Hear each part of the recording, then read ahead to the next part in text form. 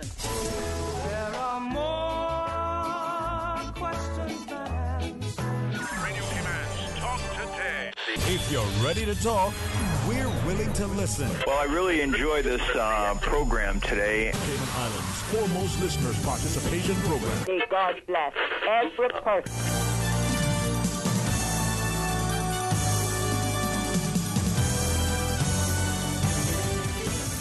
Hey, good afternoon and welcome. Thank you so much for joining us. I believe it's Tuesday. I know it is indeed a terrific day, and even more thankful for you to join us and share your thoughts. 949-8037, 1-800-534-TALK. So stay tuned for Talk Today. Radio Cayman's Talk Today, the Cayman Islands' foremost listeners participation program. We ask our listeners to avoid statements or comments which are abusive, derogatory, malicious, or defamatory. Do not use any indecent language or make any statement which is false or misleading. Email talktoday@candw.ky or call 1-800-534-8255. Courtesy of Flow, Cayman's #1 network that connects you to your world like never before. Let your voice be heard. Once again, here's your host, Sterling Dwayne Ebanks.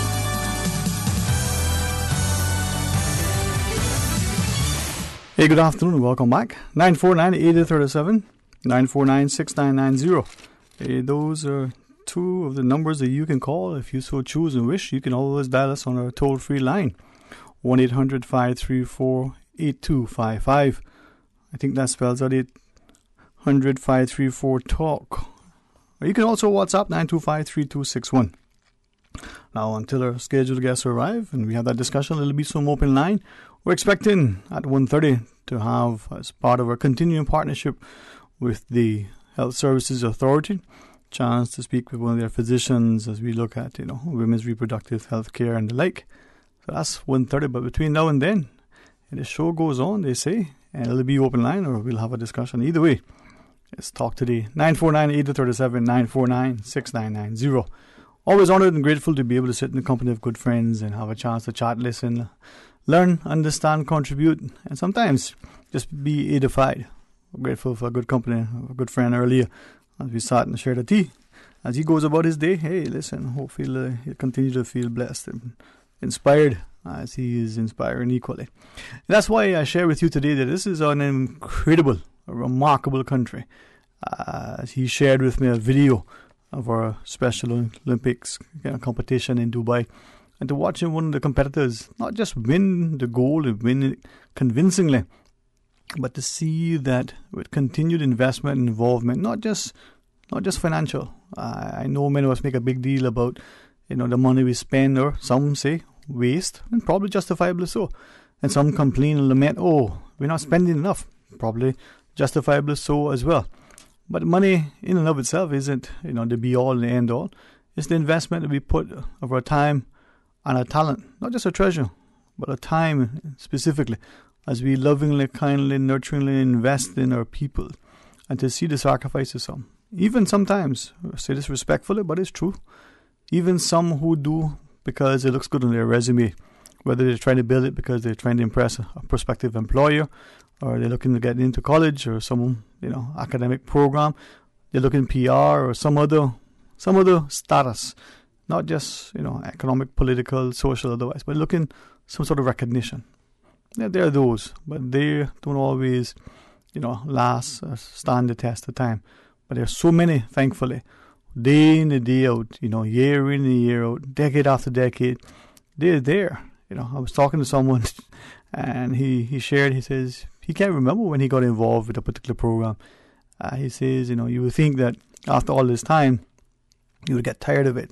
Yes, he says it happens. You get frustrated because of his words, the politics of organizations.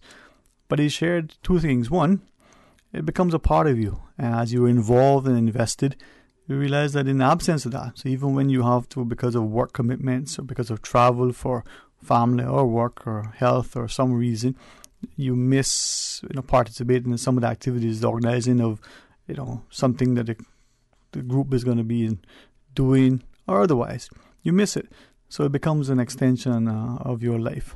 But equally, you start to realize that there aren't enough people, as many as there are at times, who are equally invested and involved and committed, and dedicated and determined to ensure that this particular thing, whatever it is ongoing, is continuing, that it has an opportunity to, at the very least, to try to fulfill its full potential. And when I look, for argument's sake, at some of the people who are involved with the different organizations, whether it's sports or otherwise, I have to commend that continued sustained effort. And whether you are competing and you come away with the first prize, or whether just through participation you come away with lasting friendships or an experience that in and of itself has great value. So for all of those who volunteer, who give of themselves, their time, their talent, their treasure, as Ms. Marlin shares, I think it's incredible. Hopefully they'll continue to inspire, encourage, motivate the rest of us to do likewise. It may be every day. It may be, something that you can only commit to once a year. Now, that may not seem like a lot to some, but perhaps that one off could be something that makes a meaningful impact. For what it's worth, trust it doesn't make you feel slighted, but if it does, perhaps it's time for us to check our spirits whether it does. If you're doing it because of some ulterior motive, maybe look at it closely, because perhaps you'll get more joy and you'll be able to give more. What I say, greatness sometimes involves two things: the ability to give of yourselves and the ability to be willing to forgive of others. 949-8037, 949-6990, or toll free at 1-800-534-8255. Join us and share your thoughts with us. I must share that just earlier, as I was waiting to go to where I needed to be next, don't always believe things happen, because of some sort of coincidence. Now, sometimes some people, again, you forgive the term, they'll got a inkling of where you'll be, or they know, and they lay wait you, as they were. Some say lay wait, some say it otherwise, and it does always have to mean a negative connotation. But sometimes you just manage to cross paths, and they work out to be quite timely. So in this discussion, I was speaking with someone who says, recognizing that, I need to be somewhere, that person needed to be somewhere, and there's only probably a few minutes in which to exchange, But the person shared a thought that, unfortunately, to date, it seems that inner politics, the elected kind as well as the other kind that transpires in our organizations, from schools to churches, from our homes to our communities, to our businesses, to our service clubs, to all the other things. And the person relayed that it's becoming more and more vitriolic, becoming more and more this notion that how can people do things to their estimation, calculation, at least in this person's view, to position that person to look even better.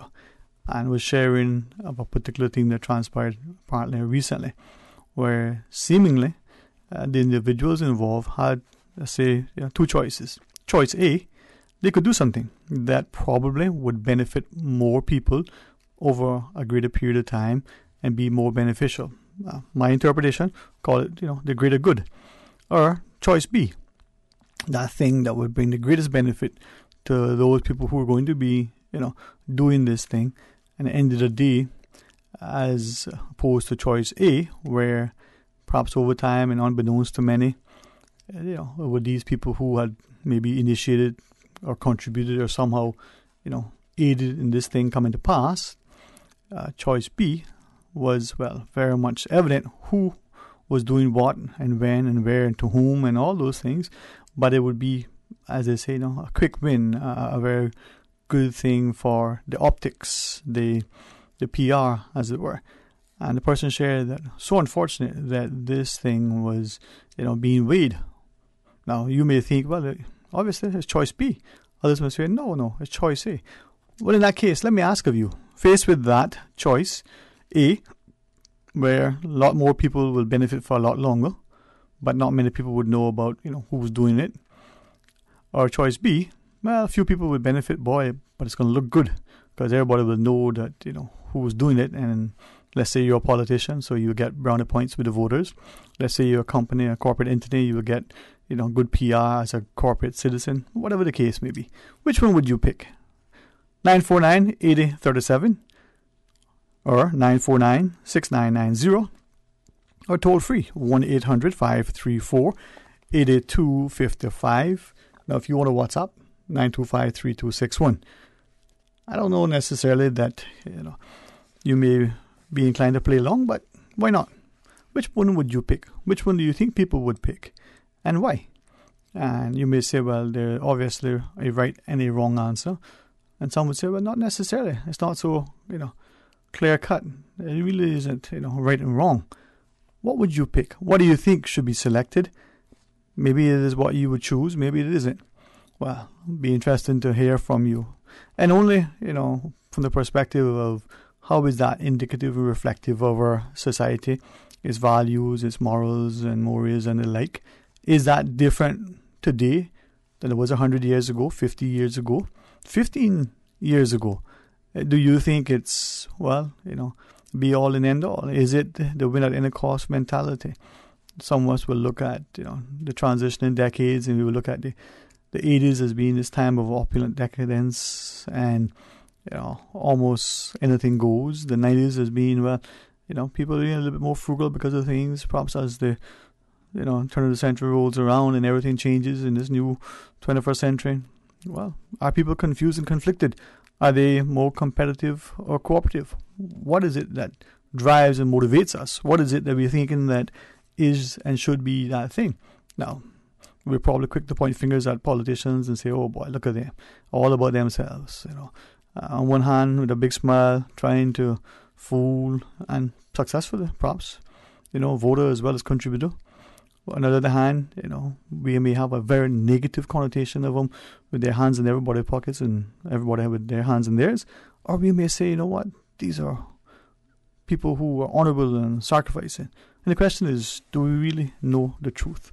Is it one and the same? Is there any difference? Be interested to hear from you.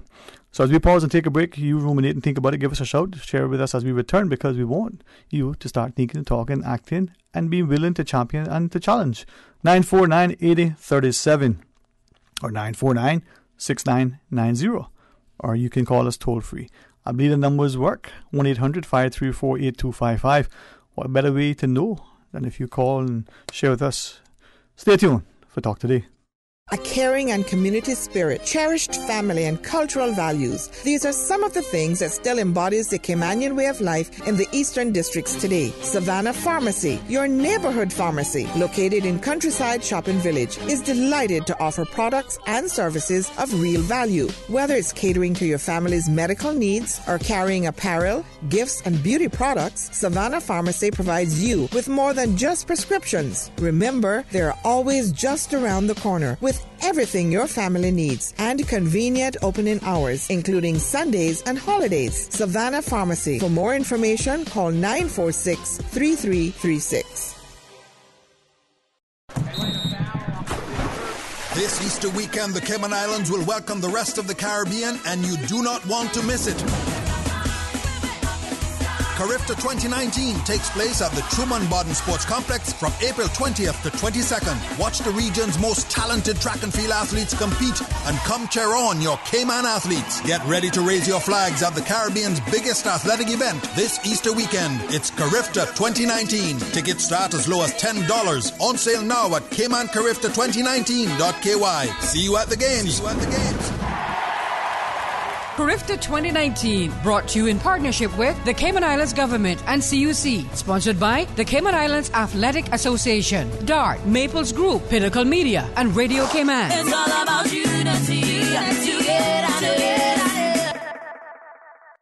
Hello, I'm Joseph Woods, the Acting Port Director. Our port facility is the hub of the Cayman Islands commerce and economic activity, handling $658 million in imported goods annually. From groceries to construction materials, all sectors of our economy depend on the port. But it is now 40 years old. Its infrastructure is degrading, and we feel the strain from insufficient space for both cargo and cruise operations. The time is now. A new expanded port facility is needed to allow both cargo and cruise to operate efficiently and to support our island's continued growth and development. Support the port, support our tourism, support Cayman's continued growth and development.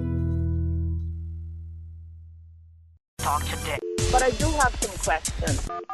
Talk today. Cayman Islands' foremost listeners participation program. Talk today. Because there are more questions than answers. What the public is saying. Waiting to take your calls right now. Sterling Dwayne Ebanks.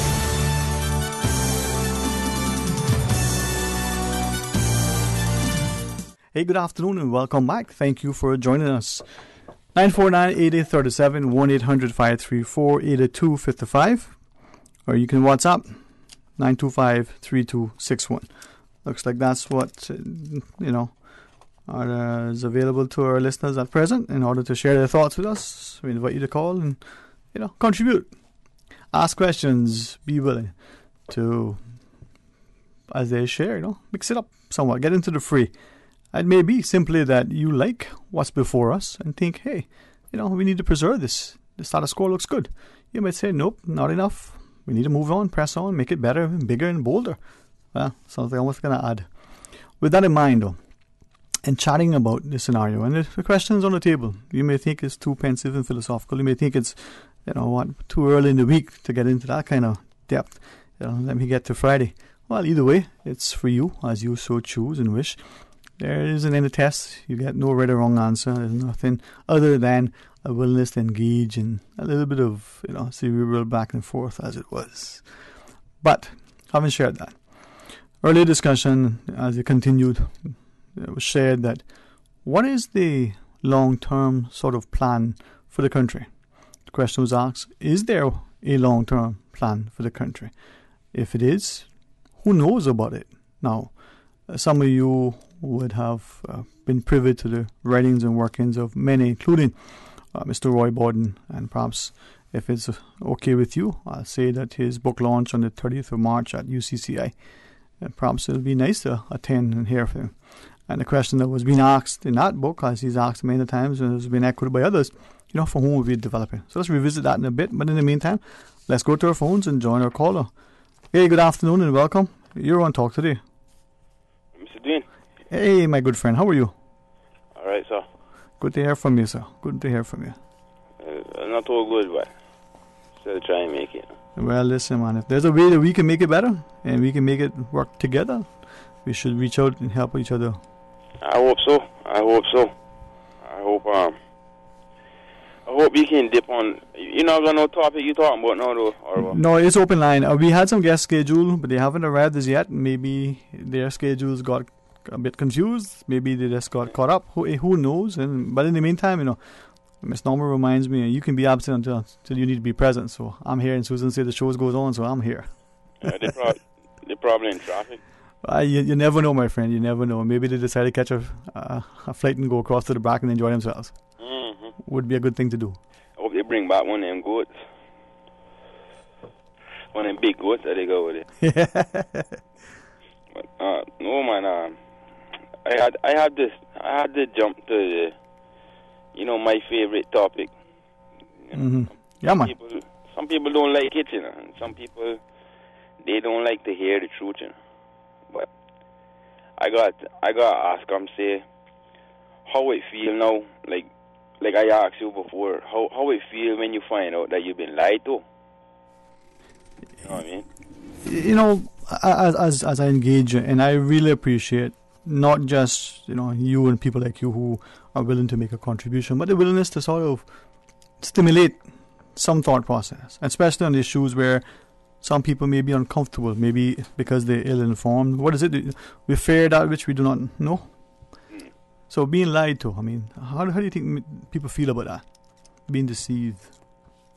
You should feel like bad. You should feel very distrusting to the person that telling you these lies, and a person that continues to tell you these lies. I don't want to put you off track, but let's think about companies, and I don't mean to feel like we're beating up on politicians, but they're easy picking, right? So let's they're easy. Yeah, let's go to make it easy for everybody and go to the low hanging fruit, as it were. So we know sometimes companies lie about their stuff. We know politicians seemingly make statements that, how my friend says, that are inconsistent with the truth. They don't want to call them liars, but they say, So political expedient, little words that we use and phrases to make it palatable. with that in mind, we seem to return to these people over and over and over and over. And the company that has done something deceptive, we still buy their products, their services. The politician that has misled us may have caused us to lose trust. We still vote for him over and over. It's either I brought you the Mandela effect, or or it's the Stockholm syndrome. Okay. You fall in love with your hostage taker. Yeah. Right. I don't love no hostage taker. I don't. If I see somebody that lied to me and continuously lying to me, I treat you a certain way. Okay. So I hear you, and there are many who would probably agree. But then there's somebody who's saying, "But wait a minute now, we need to forgive. That person did something, so we can't harbor any malice. We need to forgive, and move on." Right, and that's a play too, in the art of con artists. You know what I mean? Is that they know you're supposed to forgive them. Yeah. Right, and they keep playing and playing. Well, you're supposed to forgive me. But I always repeat to them, I don't forget. So if I don't forget, how can I forgive? All right. Okay. No, I can forgive you, but how I going to forget? I going to treat you, I going to definitely have you, at arm's length. Now, well, if you were going somewhere, go right ahead, because I do not want to put you off. But I was going to ask, in that light, let's use, if it's okay with the politicians, because like I said, they're low-hanging fruit.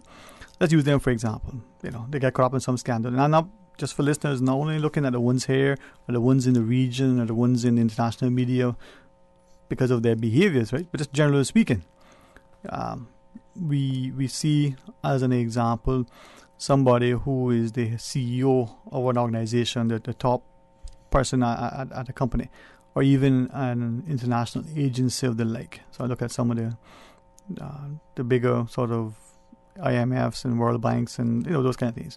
They get caught up in some sort of scandal. They are made to step aside because they don't want to bring the organization, the company, into any sort of questionable. Excuse me. Go ahead, man. They made to step aside, but they're not made to go in jail. Well, you see how smart you are, man? Okay. All to save face, right? For the organization, for the bigger, not for the rest of us. Right. Okay. That's the part I can't understand. That's tooth there. You know what I mean? Yeah. Different consequences for you, and different consequences for me. I don't like that. What is it? The lyrics of the Third World song? Entertainment for you, but martyrdom for me. Being a martyr. I don't know, boy. And when you're talking about Third World, now let's bring up something that this guy he one of the guys I read about, I read about, and was sad to see him gone. But Colonel Gaddafi, God knows, I know he were ruthless. I know that. But if you look before Colonel Gaddafi and you look after Colonel Gaddafi, you'll see that it was better when Gaddafi was there. Right now they're selling black Libyans. They're selling woman, child, man over there when he not there. Yeah. Right? And all he did, he brought in the theory of a third international. The third international theory. And that's something that they don't want to, or kind of not don't want us to know, but they kind of like play, Yeah, go ahead. But when you think about that, he actually was kind of right. He actually was kind of right. He was saying to the rest of the Africans, let's stop trading in U.S. dollars. Let's start trading in gold. Everybody that want to deal with us have to deal in gold.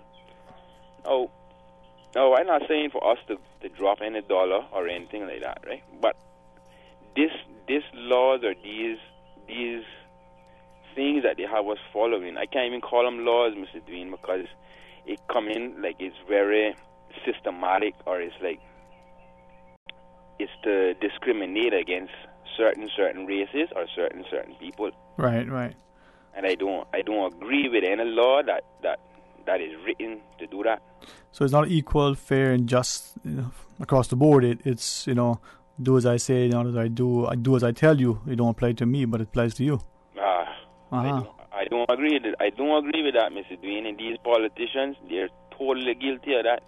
They're totally guilty of that because the money nowadays is getting like, oh, we need it, and they don't even need it. Right. If I might, right, unless it's going to put you off,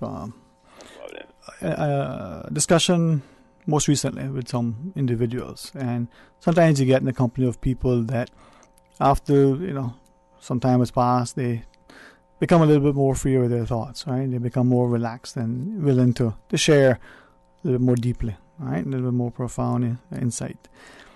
One was sharing that in the U.S., the perception of the U.S. justice system when it comes to certain criminal behavior, for argument's sake, incidents of financial irregularities and the like, that they'll seemingly would prefer to impose a penalty of financial means as opposed to incarceration, because the view is that's where, you know, hit somewhere that hurts the most, right?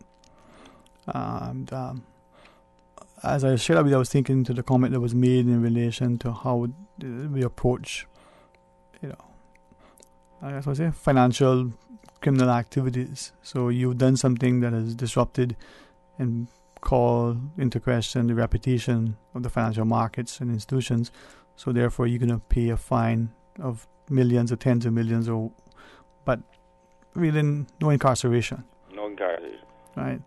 And then that cost is eventually borne by somebody else, or maybe you would take your assets, you know, your houses, your fancy cars, and the wealth and the status that you had amassed as a result of your financial misdealings.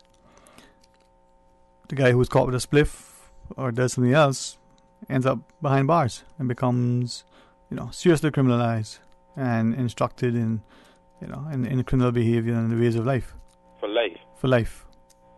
No job, no family, right. No none of that. And then you check out the impact that has on the family structure. Mm-hmm. Like I told you before, when you arrest either the mother or the father for ganja, you make the son or whoever see that, the daughter or whoever see that, and they questioning why, right? Mm-hmm. Nobody can explain to them really why. And when you explain to them why, they look at you like, what you mean? It's a plant. What are you talking about? You know what I'm saying? That little kid knows that what you're doing is just some hobby you got. Right. It's, you know, and I do not have any sort of great insight into this. And it's probably sometimes concerning because I wonder if I am indeed, you know, living in a sort of a sheltered world, in the sense that, you know, I rarely go to this place or that place, and excuse me, other than work to home to here to there, very little traction off, you know, of that sort of path, right? So in relation to the smoking of ganja, the consumption of marijuana, cannabis, whatever the word, may I ask or sort of share two things that, again, just recently was put to me. Depending on who is being affected by it, we opt to use a particular term. So when we're trying to make it a little bit more presentable, we say cannabis. And that tends to be in the context of certain people, maybe where they're from, what jobs they hold, how they look, what kind of money or perception of one that we have. If it's the little boy in the street, we want to refer to as ganja or, you know, even marijuana, right. And we will be more persistent on making the arrests and making it, you know, to stamp it out. So the little fella in the backyard having a spliff versus the big fella at some assembled corporate or other fancy gathering, you know, passing it around on a silver platter. Yeah. Why that is, what you think that is because these laws were based off of racism, were based off of racist idealists. You understand? and I have to correct myself because I said that something about black people being smarter or something. But what it was is that it makes black people think they're equal to white people, and it makes white people seek sexual relations with black men, white women. This is what this went to the UN about, you know. So this is a law. So you tell me now, which part of the Cayman Islands or the Cayman Force or whatever, that is not racism? That is not racist.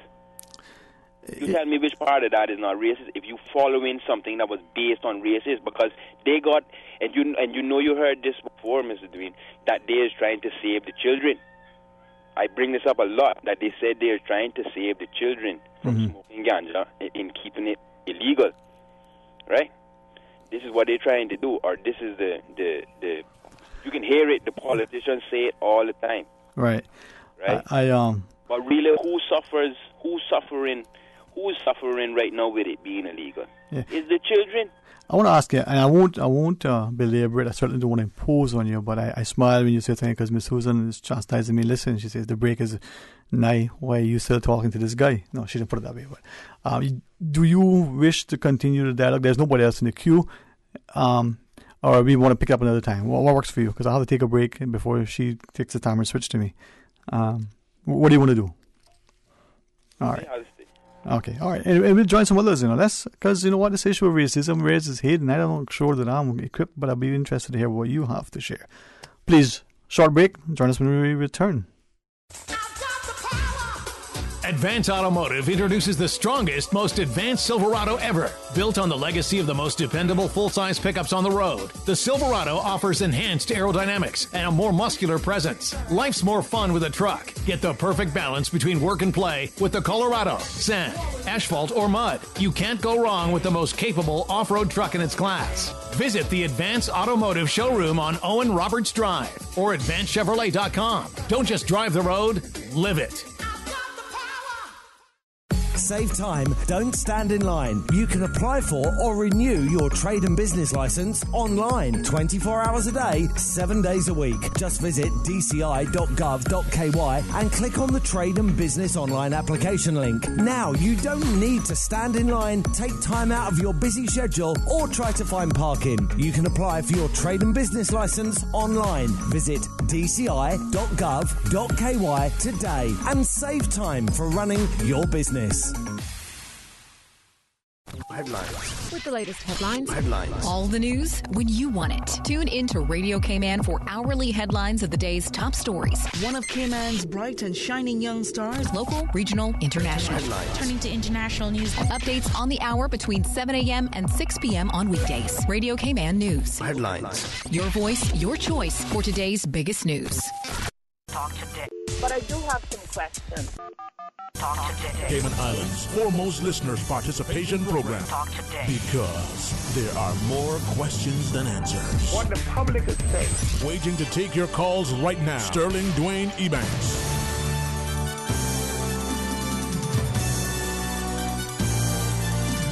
Hey, good afternoon and welcome back. Thank you so much for joining us. And you know what?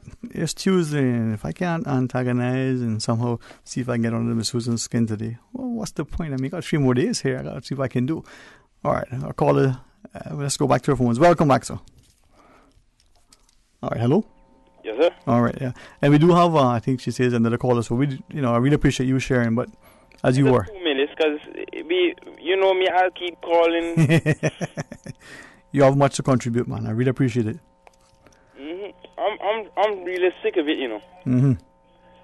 I'm really sick of how when people still about this boogeyman, when we all know is a plant, right? Mm-hmm.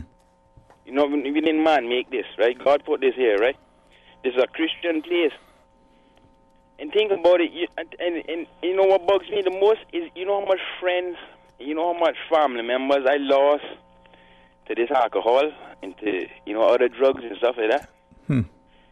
I know it's about not even half of my classmates left that have died from car crashes or Mm-hmm. It makes me very sad. and you know how they look at me. You know how they look at me too, because I try to tell them, say, listen, stop drinking. Try to just relax yourself and go find something good to do. They go and they look at me like, oh, he must be mad.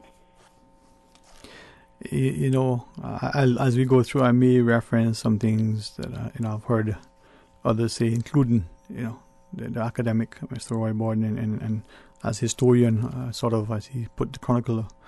And we got this one of my this a check on the chessboard, okay? Mm-hmm. This dark guy that here, right? Mm-hmm. Worth $600 billion, okay?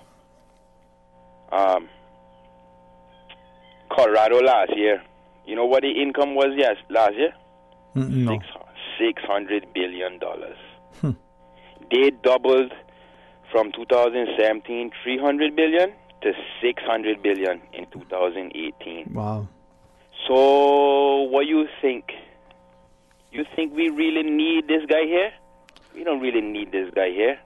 We don't really need this guy. And I'm not throwing no bones at him or anything, but I know you polluting my place with your plastics by arresting me for a spliff.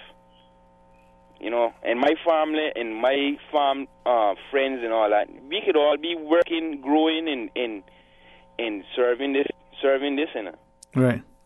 And making a honest living. That's the thing, and maybe I will later on, after we did a call and later on, perhaps share a few things that some of you have been sharing with me, and you may want to weigh in. But anything else as we go to the other line? If anything, I'll call back. Yeah, man. Thank you very much. Thank you, Miss Susan. Thank you too. Let's go to the other line. Hey, welcome. Good afternoon. You're on Talk Today. Hello, Jordan. Good afternoon. Afternoon, man. What's going on? Yeah, right here, man. Good. Good to hear from you, man. Yeah, man. Later on, I'll plant some banana trees and plant trees around my house. I got a couple still growing. Good for you, man. Yeah, got to be independent now. You understand? It all about resilience, right? Yep. Yeah. And not the caller, right? Like you see alcohol now. Mm-hmm. I cut up for everyone. True. So then, I go to my probe now after a cut case, right? For pass the president, right? Listen, I heard mention earlier on off the kitchen. Mm-hmm. Right? I got an appointment tomorrow, that'll be rectified. And also then, I got to talk a bit after, right? Right. He died in October 2011 now, right? And since his death now, right? It started moving in December of 2004, right? Mm-hmm. Since most of them dictated, right? Sound executed, right? Obviously. Since that, the ISIS has formed now, right? George C. Bush, all he gained, the drug of war he lost, that all he gained, he extradited Noriega. That's all he gained from that, right? And they went there to storm in Kuwait. George Jr. now, with false pretense, proselytizing, right? Mm-hmm. A fatal belief that he have weapons of mass destruction. Colin Powell were behind it. That was his downfall. You feel me? Mm-hmm. And so started the point of it now. This whole atrocity will cause things. I hear him mention about the marijuana thing. Look here, up in Florida now. They don't see here, that's all legalized. You're right. Former inmates, they getting pardoned to vote in Florida. Right. So this election next year, it's tricky fight. Yeah. But do you think that, let's use Florida for an example, let's use it generally, people who are in prison, not who have been released from prison, but who are still in prison serving a sentence, should they be allowed to vote while they're in prison? So then, I see, I voted right, Georgia East now. Right? Uh-huh.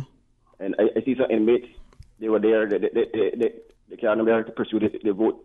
So I don't know what the sentence was. Right. I don't know, but you can let people vote. Mm-hmm. To my understanding, that's in my rights. Right. Okay. Yeah. So you're allowed to do that. It's only a whole bunch of it now. Listen, in this world, this hemisphere now, right? Look at what on House of Commons. Chaotic, you know. Yeah. You have vilification going on left, right, and center, right?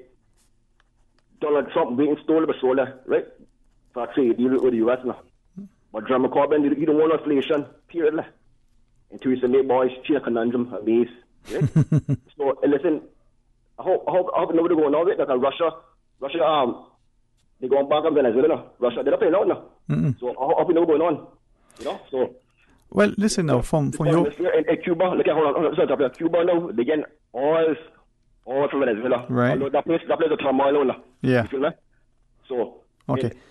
From your analysis now, right, you're reading the whole geopolitical landscape. So you got Russia, Venezuela, Cuba, you got the US, you got the UK, you got Europe. So you're seeing all this now and you're analysing it. Where do you see, one, this whole thing playing out, and two, the impact on Cayman? All right. So let me see. First of all, right, Cayman, right, we from an popular, feasible, lucrative position, right? We really am here, right? The gem, we really here, right? You know, right? But see the warfare now. Like obviously, we were like in the US, right? Right? If they call for contamination, what we will call it, right? Okay. And the war will happen, but every dog in the supper, you're on your own. You feel me? So you try to avoid that. So, but the simple thing now in the economy now. Like I said again, I know we don't realize independence, but like I said again, in hearts like Geneva, yeah, the high rollers, in hearts like them, that convention, you know, the war thing is critical now, you know, because China and Russia back in Venezuela, right? But they get all out every day from Venezuela, but the place is deplorable, believe me, up to the outage, you know. Yeah, but then again, the rich and who have access to resources may not be feeling the pinch and the punch as much as everybody else. Exactly. But Stalin, you see the Mao thing now, right? Right. This whole thing in the US, they will legalize one time now. With the bureaucracy, with the red tape bureaucracy, this Anglo-Saxon mentality, right? When they have shows in Martinique, they say the devil, right? They don't want no interracial Austin children. And the white Caucasian leader, right, were tolerating black men, right, and the other natives, right. It come from Mexico, most of it, and look at most of the Moors mafia, or if it's Italy, right, or coke and heroin, the CIA behind it. So it took a fight now. You know, like I said, the drug war thing. I see previous dignitaries in the past, Sterling. I watched something on BBC. About 9 years ago, they said even Richard Branson, he legalized marijuana, legalized every narcotics, legalized everything done. Follow protocol. Yeah, you live and learn. And I say we're there for that, but you live and learn. You see what? Right. Installing the best thing next week to polish it up. Right? People against the royal visit because of the wedlock with Princess Diana. Right. She not valid, this not. They should know their affairs. If you come, cut the botanical gardens, the mother there before. You find a place, which is good. But listen, I hope they're ready for Brexit now. Because John McCorbin, he ready. You ready, yeah? Yeah, he ready, boy. Yeah, man. You know? And Sterling, I talk on a fair, I don't feel nothing. I feel myself in natural disaster, but you gotta be petrified. You know? You understand? Yeah, man. I hear you, man. Anything else? That's it, man. Okay, listen, man. Feel free to join in whenever you wish, and to our other callers as we go to the news with great respect. If you can, hold on. If you can't, tell Susan to call you back so we pay for it and you can get to play. But if not, we're going to do it. As we come back from the news, the phone lines are open. We take your calls. Stay tuned for Talk Today.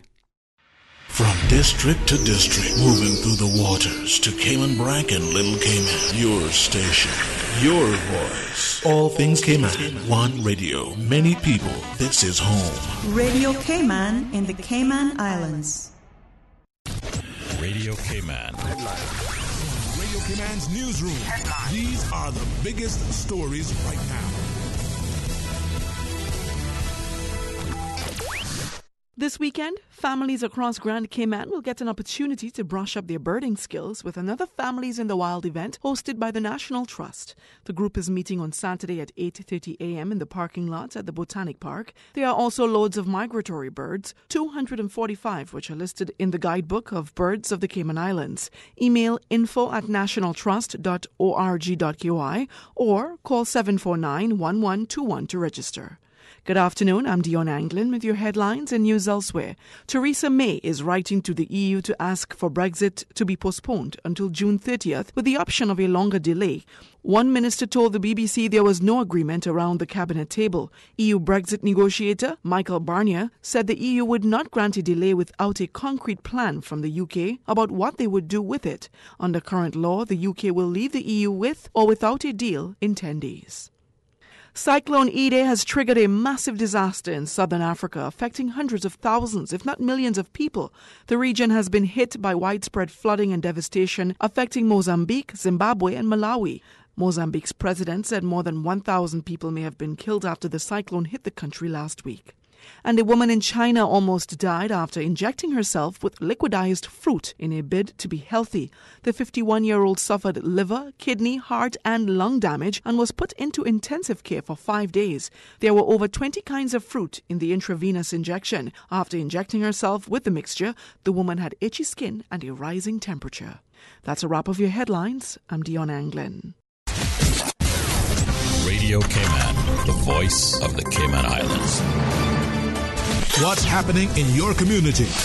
News and information, music and more. You can find us. www.radiocayman.gov.ky.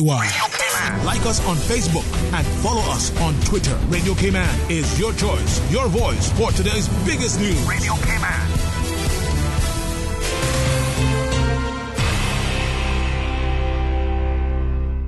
Talk today. But I do have some questions. Talk today. Cayman Islands' foremost listeners participation program. Talk today. Because there are more questions than answers. What the public is saying. Waiting to take your calls right now. Sterling Dwayne Ebanks.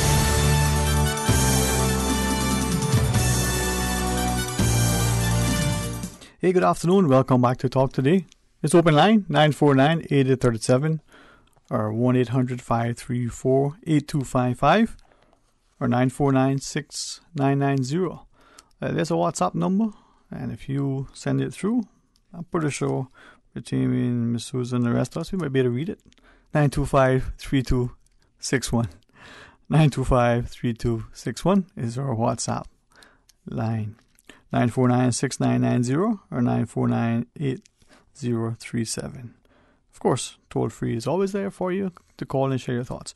Now, what do you think about what the callers were sharing earlier? I mean, some serious issues that, thankfully, some people are at least asking the question, thinking about it, wondering if there's any, open dialogue and a willingness to sort of maybe question, maybe champion.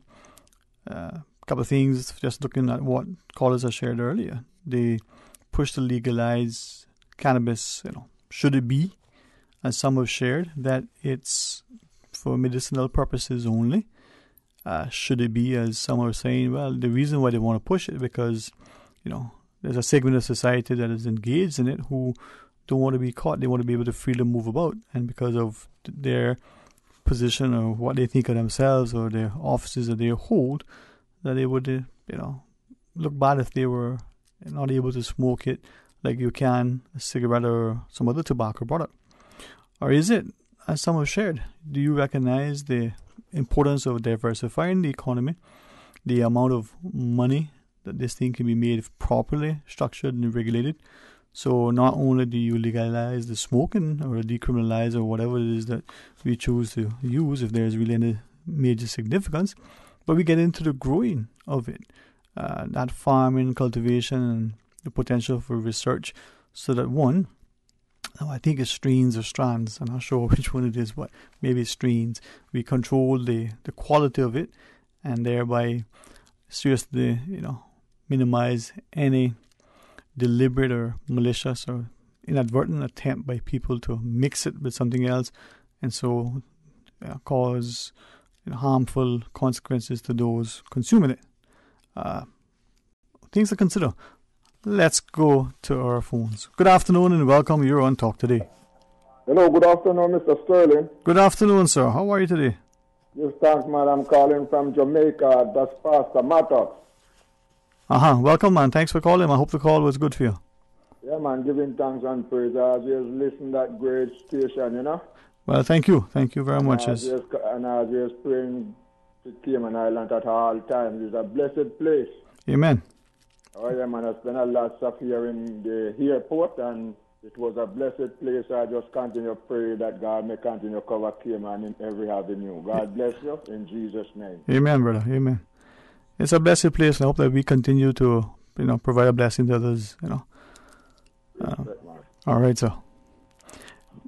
As I listen to that caller and recognizing that increasingly, I think too many of us don't appreciate not only the little things, but the many things that we take for granted.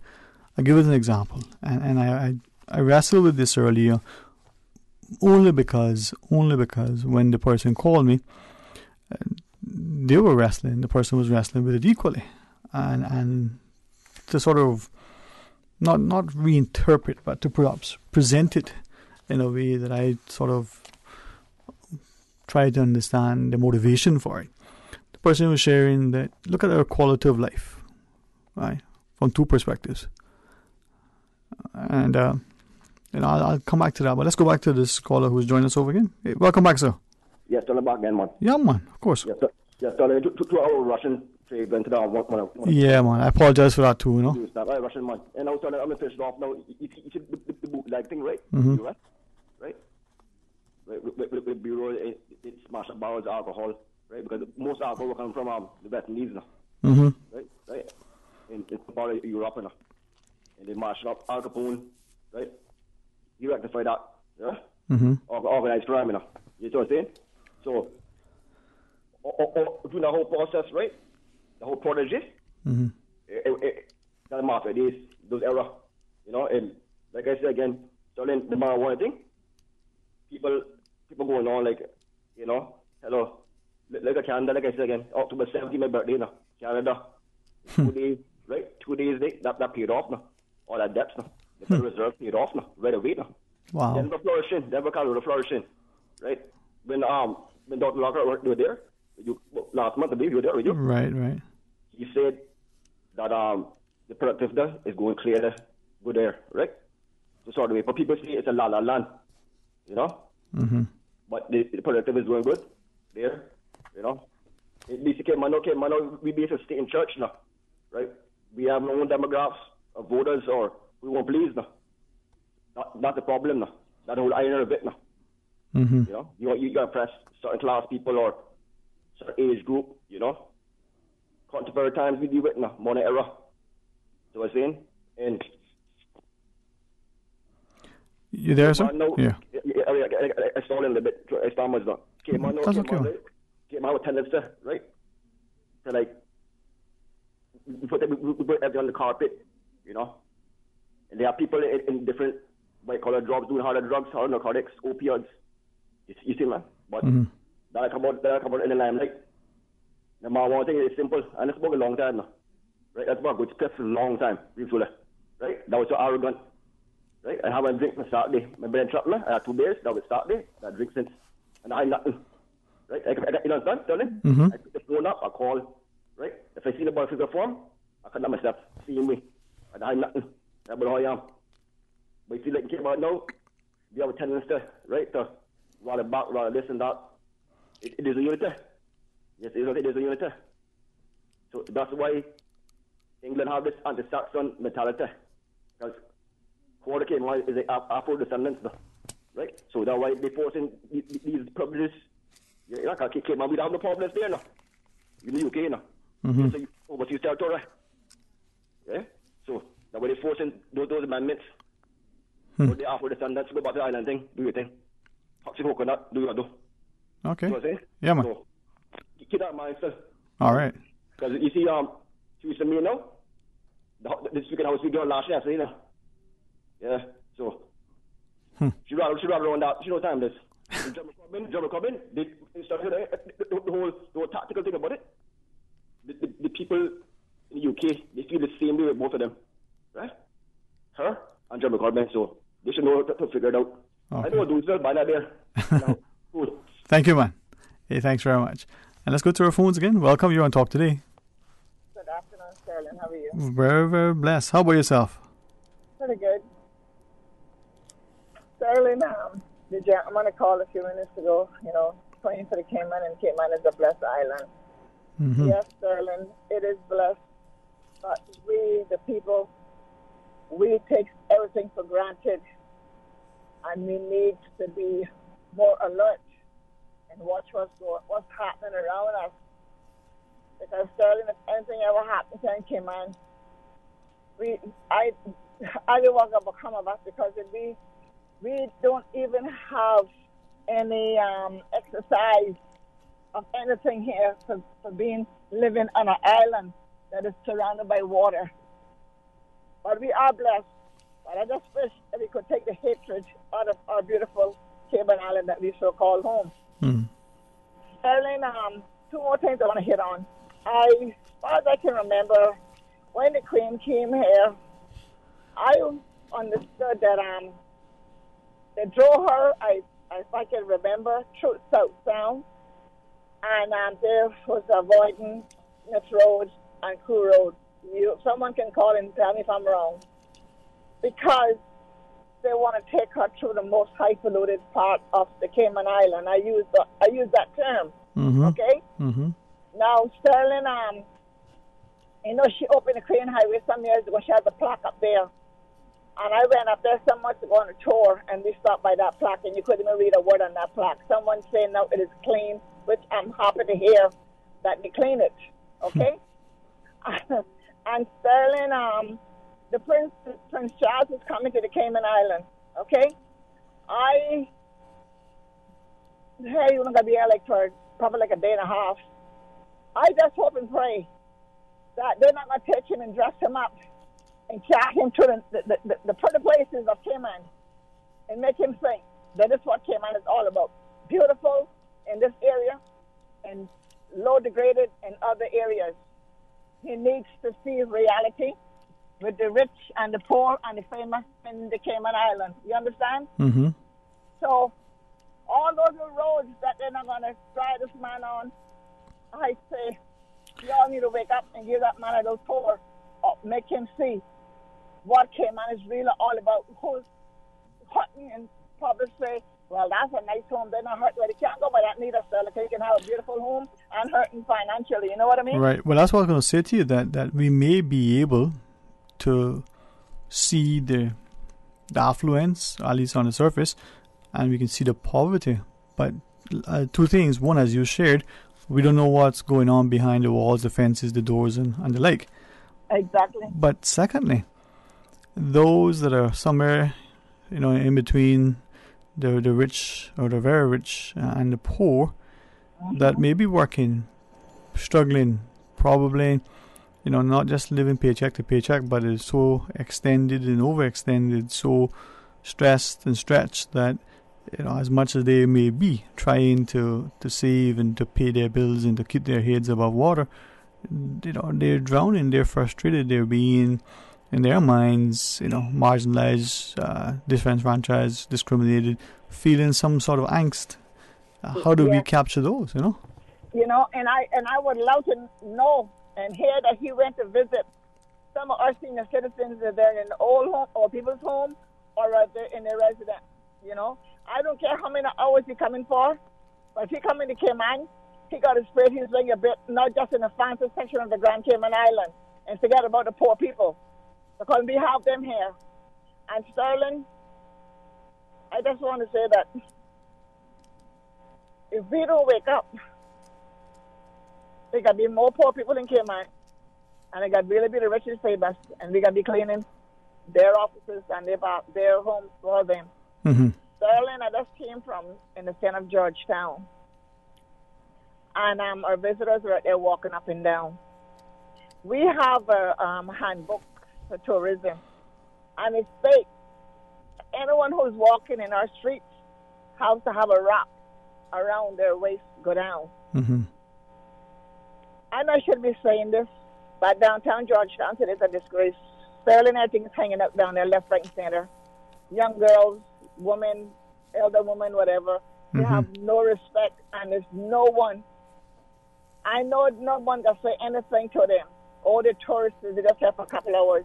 But you walk in my street, Sterling, crackling, naked, just a tiny string, We do not need that dollar that desperately to say that we cannot enhance that handbook that they still give us, that these people is to put on a pair of shorts or put on a wrap around from their waist down. It is a disgrace. And we say we are Christian-oriented island. Where are the churches? Where are the government? And where are the tourism and minister boards to see that our visitors come and enjoy the island, but respect what they come here and find? I hear you. Anything else you want to share with us? No, I think that'll be it for us. All right, well, I appreciate you sharing. And it's, a minute off. 16 minutes and 4 seconds after.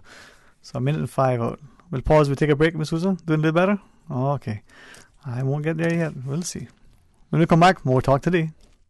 Miami is so much more than just a shopping destination, offering a variety of vacation experiences. And regular Miami airfares are now from just $182 CI round trip, including taxes, with Cayman Airways. Call 949-2311 or visit CaymanAirways.com.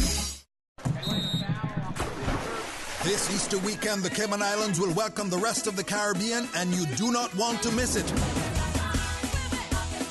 Carifta 2019 takes place at the Truman Bodden Sports Complex from April 20th to 22nd. Watch the region's most talented track and field athletes compete and come cheer on your Cayman athletes. Get ready to raise your flags at the Caribbean's biggest athletic event this Easter weekend. It's Carifta 2019. Tickets start as low as $10. On sale now at CaymanCarifta2019.ky. See you at the games. Carifta 2019, brought to you in partnership with the Cayman Islands Government and CUC. Sponsored by the Cayman Islands Athletic Association, DART, Maples Group, Pinnacle Media, and Radio Cayman. It's all about unity. Whether you're planning your child's next birthday party or simply looking for a social night out, look no further than Kingpin Bowling at King Sports Center. With a range of packages and specials for bowling parties, socials, and corporate team building, Kingpin Bowling offers what no one else can. The only bowling alley in Cayman. And it's indoor fun, which means no mosquitoes, AC, and don't forget about their bowling bar. Book your bowling lanes today. Call 946-BOWL. That's 946-2495. Email kingpinbowling@candw.ky. For more information, visit their website, www.kingsportscenter.com. King Sports Center, providing your fitness, recreation, and relaxation needs.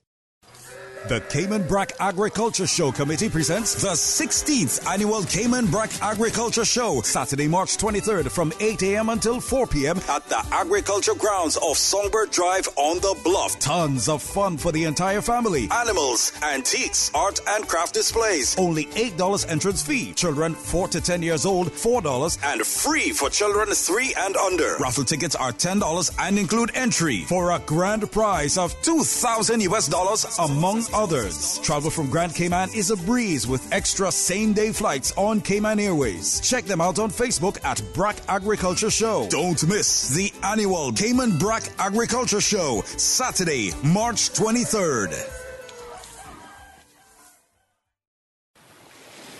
Plastic pollution is a global issue. Even our beautiful islands can't escape plastic being found on our beaches and in the ocean. Together, we can change this. We can start by taking the 345 Pledge, which is a personal commitment to make better choices in our everyday lives. I am Kelsey Woodman-Bodden, Miss World Cayman Islands, and in a united effort for Cayman to be more environmentally friendly for the betterment of our future generations, I challenge all residents to take the 345 Pledge, which can be found at plasticfreecayman.com. Talk today. But I do have some questions. Talk today. Cayman Islands' foremost listeners participation program. Talk today. Because there are more questions than answers. What the public is saying. Waiting to take your calls right now. Sterling Dwayne Ebanks.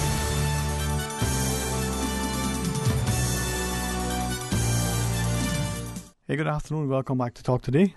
949-8037 or 949-6990. Just a quick heads up, Dr. Rhonda Reeves 1:30 will join us over from the HSA. We'll be talking about, women's health, women's reproductive health for about a half an hour or so. She allows us to share some of her time. But it's open line. Let's go to our phones. Welcome. You're on Talk Today. Good afternoon. Hey, good to hear from you, man. How are you? I'm fine, and you? Very blessed. Very, very thankful. Dwayne, I choose myself to stop, talk.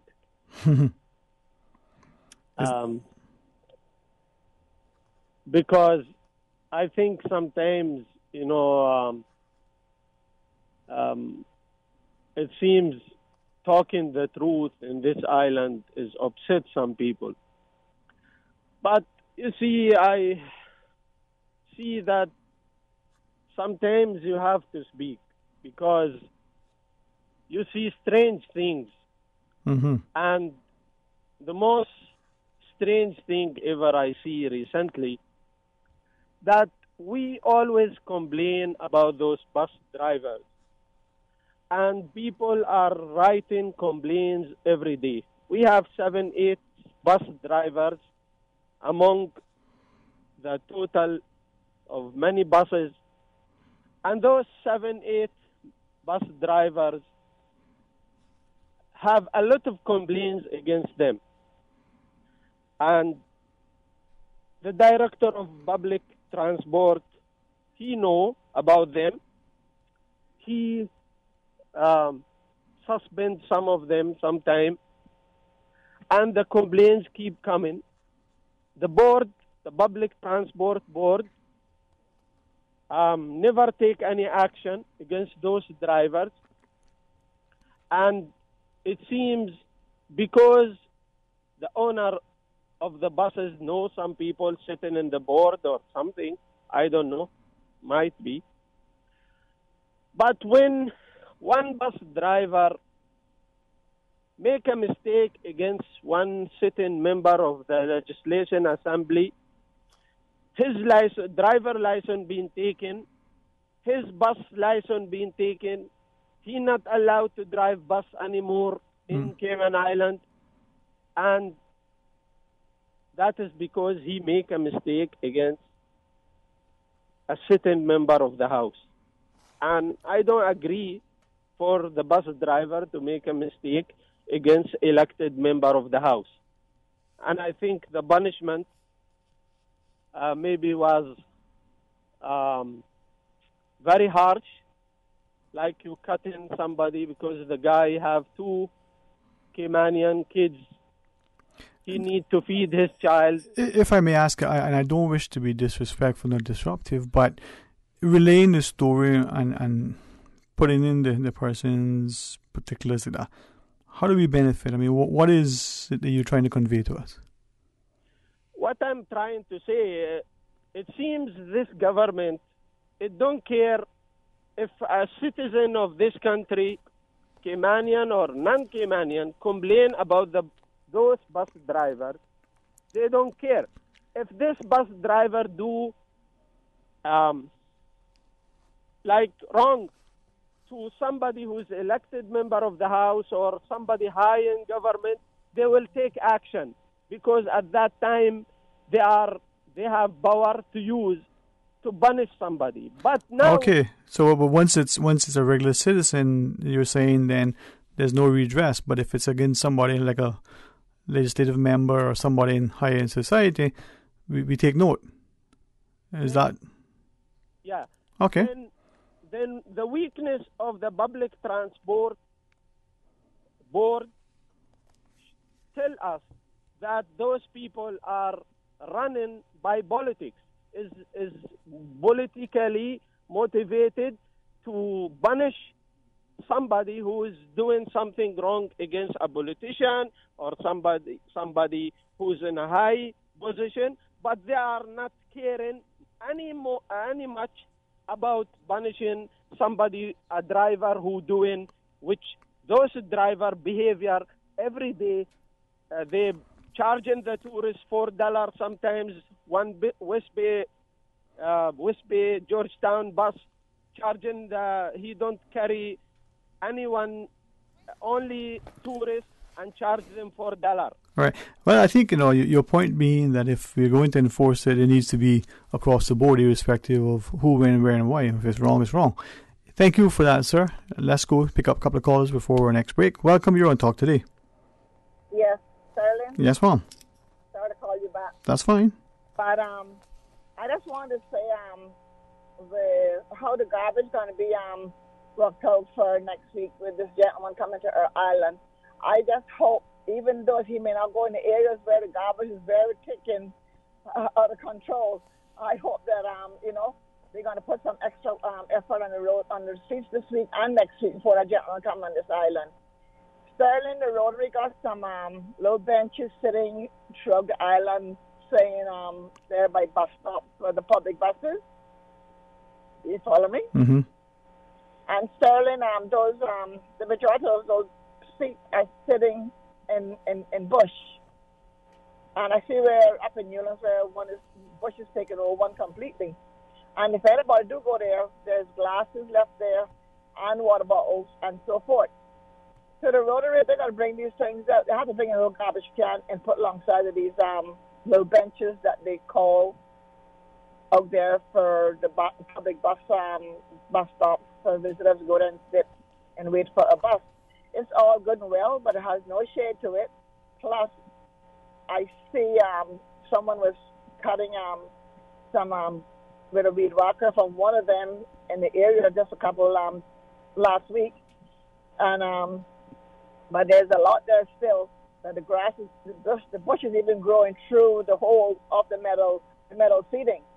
So I just want to say that I don't know what it is, but when we have to get anything for us here in the island, it all has to be done halfway, as if we're in some third world country. We all give God hell, and I give him hell, left, right, and center, and everybody know that.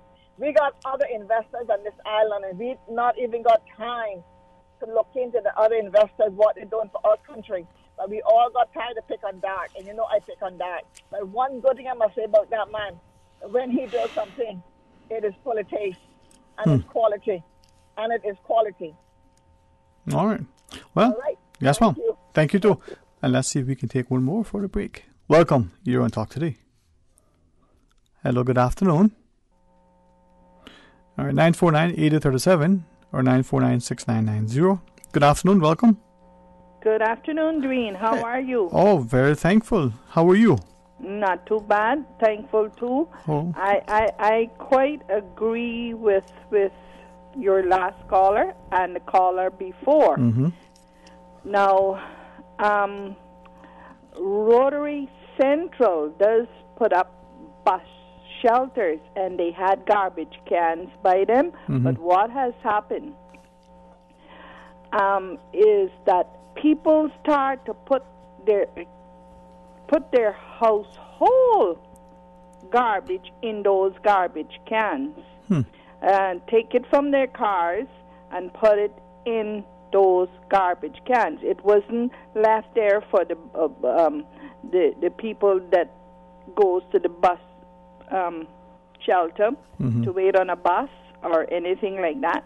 They start using them, so they had to take up most of the garbage cans from Rotary Club Central. We got 3 Rotary clubs in this island, so on the bus shelters you see Rotary Club Central. Now the caller before, Miss Jan, is I don't usually like to agree with him, but when he is right, he is right. Mm-hmm.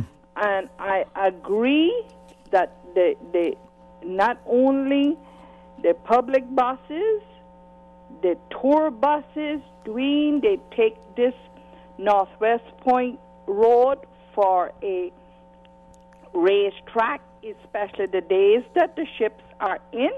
And I'm looking, God forbid, but a serious accident is going to happen on this Northwest Point Road.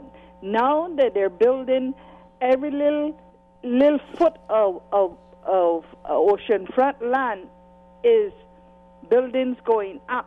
We have congestion of big trucks. We have congestion of the people that work there. They have to park their car on the sides of the road. So it's actually just one lane on the Northwest Point Road, which we have tourist attractions, which everybody should know that, the Discovery Dolphin and the Turtle Farm. And you don't see a police, but you cross the police station and you see about 6, 7 cars. I make it a habit to go across there, and most of the times it's 6 or 7 cars. You call them, not all of them are alike, because not all of us are alike. You call them and they question you like you're the guilty party. So you get so fed up of just reporting these things, but a serious accidents. I'm wondering if those people that owns these tour buses is even looking out for the drivers to say, well, are you being cautious? Are you whatever they need to say? And the transport board or whoever they are, that's useless. It is useless. So it is useless to even report that sort of thing. The garbage is piling up on this road, household garbage, and everything. I don't know what's going to soon happen here. We hear this thing is going on, and the next thing, and the minister said this, and the minister. As far as I'm concerned, the only person or people that we have in government that even let us know anything is Mr. Ezard Miller, His Honorable Ezard Miller, Mr. Arden McLean, and sometimes Suku and Chris Saunders. Really, they are working for their pay. They are working for their pay, and Kenneth Bryan. I would like to go on, but you might have some more callers. But that's a fact. It's a fact that this road is becoming a racetrack. It is a racetrack. You're even afraid to go out there and walk anymore. At least I am. That's sad, and that's something that we want to address. It's really sad. Yeah, we referenced earlier this issue of quality of life and we'll come to that later on. But thank you. You were like so many, always so respectful. So thank you for sharing. And as we pause, when we come back, we have Dr. Rhonda Reeves to join us for a bit. And then invite you to be a part of it. So thanks very much, Mom.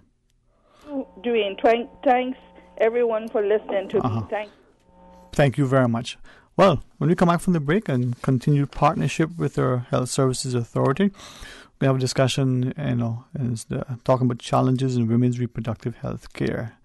Dr. Reeves will share from her presentation. Stay tuned for Talk Today. Miami is so much more than just a shopping destination, offering a variety of vacation experiences. And regular Miami airfares are now from just $182 CI round trip, including taxes, with Cayman Airways. Call 949-2311 or visit CaymanAirways.com. This is Cayman Up Close, a weekly special feature from Radio Cayman News. I'm Shanda Gallego. Shanda Gallego goes behind the scenes with Cayman's newsmakers, artists, and emerging talent to get their unique and personal experience, their real story. This week, we turn the spotlight.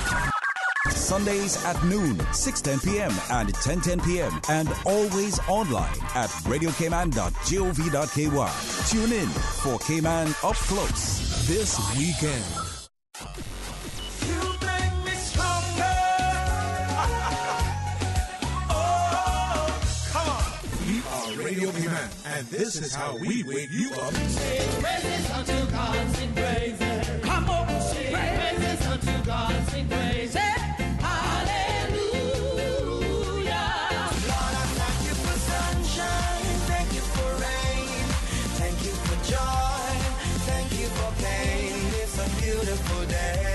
Praise time on Radio Cayman. Praise the healer, jumping. He's my provider,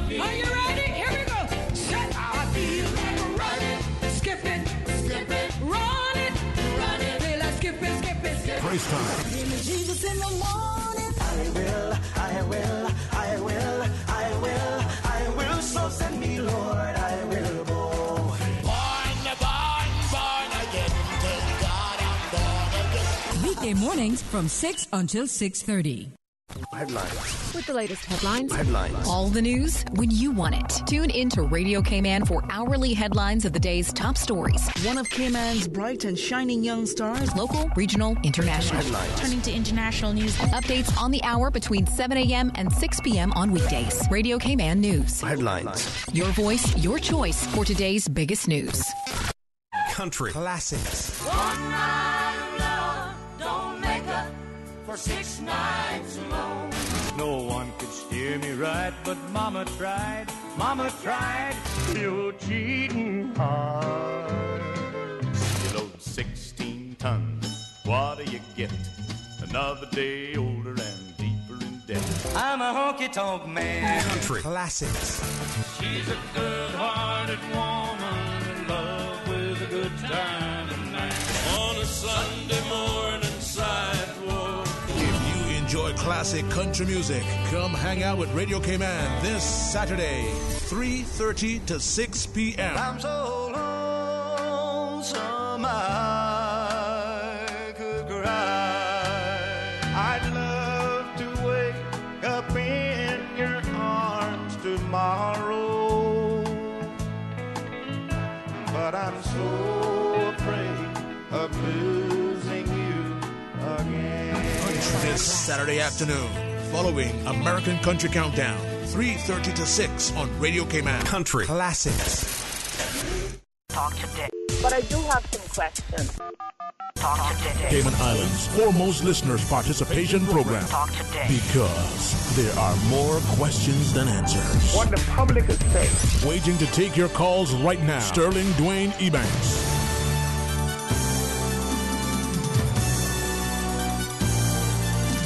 Hey, good afternoon and welcome, Mike. Thank you so much for joining us, and I'm always glad to be able to, continue our wonderful partnership with our Health Services Authority and increasingly get a chance to have more and more of their staff, their physicians and the like join us in the studio. It is a distinct pleasure to welcome, I believe, for the first time, right? Yes. Joining me on air, Dr. Rhonda Reeves, and I know it's exciting. It's encouraging, and hopefully it'll motivate many more of us as parents and as students to consider their health services as a viable career. So good afternoon to you, Mom. Good afternoon. And then welcome. To our listeners, as you don't mind, share a little bit, Dr. Reeves. Okay. My name is Dr. Rhonda Reeves. I'm an obstetrician gynecologist working at HSA. That has been my subspecialty for the past 9 years. I've been practicing only in obstetrics and gynecology. Before that, I was in A&E, in general practice, in public health. So I've been around the block before I came to ONG.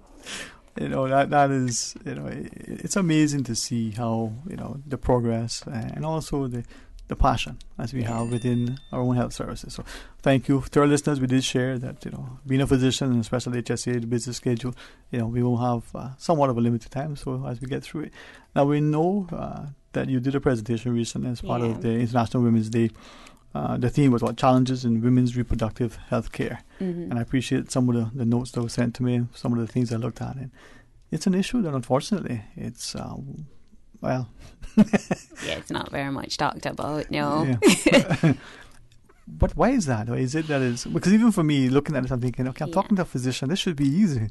Well, for women's health, there or topic or big grand topic was challenges. So we were talking about challenging topics. We were talking about infertility and stuff, and that was one of the topics in the pool. And I was like, I would do it because it's one of those things that patients as well as some physicians actually shy away from. It's a discomfort for both persons. So you probably come in, you're meeting your physician for the first time, you have this problem, you're not just going to jump in, well, I have this problem.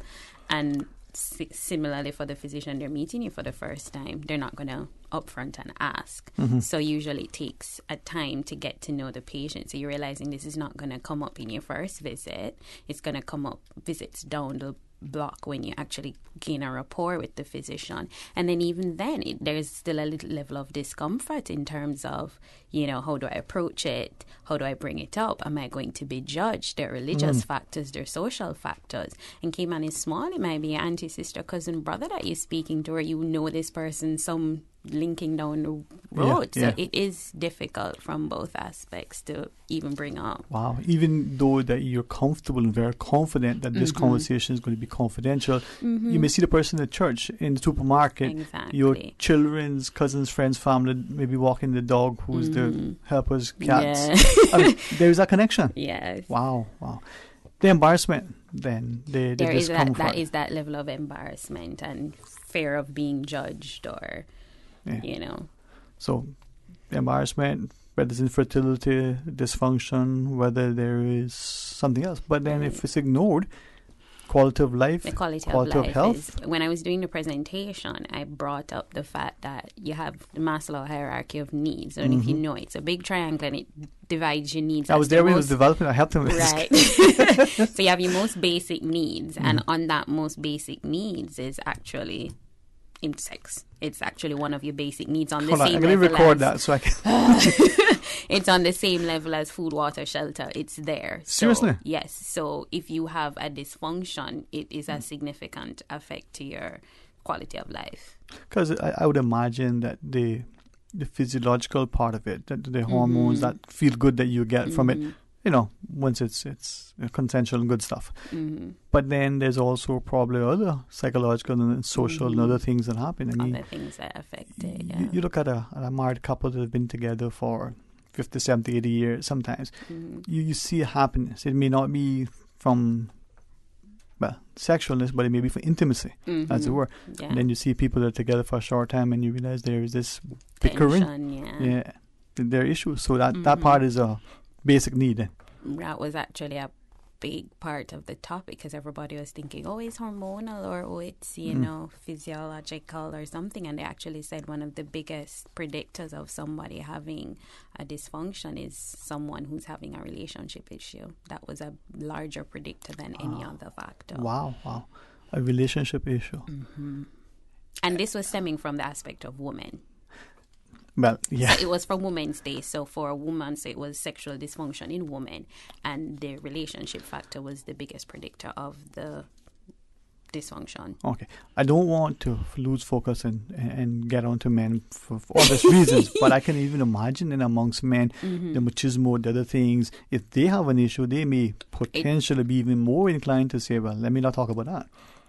Well, I said I didn't start off with OBGYN. I used to do general work before. And it was always the funniest thing because you could actually sense when they didn't really come to you for what they said, that you can see them feeling you out. So they're kind of like, well, I have a thing. And then after you've, I guess they figured they're comfortable and you reach the door, you're like, well, Doc, there was one other thing I wanted to say. And you realize, well, that's why you really came. Isn't it? Huh? You just had to, work it up. So, men is the same thing. Same thing.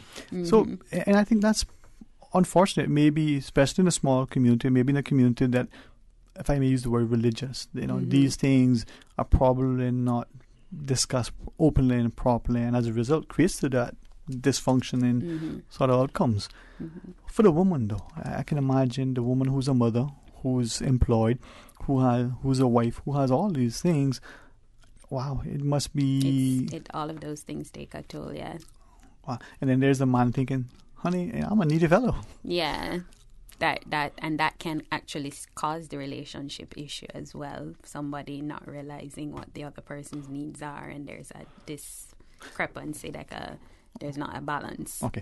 So, Dr. Hughes, and respectful communication we hear about, whether it's in an organization, that the information, this thing that needs to happen, needs to get to the people, whether it's the customers, whether it's the staff and the colleagues. In a relationship, communication then would be important. The one partner, one spouse saying to the other, the reason why isn't this, but it's probably this. Easier said than done to achieve that level of discourse. when we were talking in the presentation, we were talking about like common causes, common causes. That base and pull it closer. Okay. Decimal. When I was doing the presentation, when we were talking about the common causes or risk factors in women, like just a simple example was childbirth. So you have a lot of patients coming to you after and they're like, look, I'm stressed out. I have this new baby. It's taking a toll. I can't get time to do anything. I come from work. I have the baby. And then, my body bent out of shape. I have stretch marks. I can't lose my baby weight. So they have all these things going on in their head, but their husband doesn't know.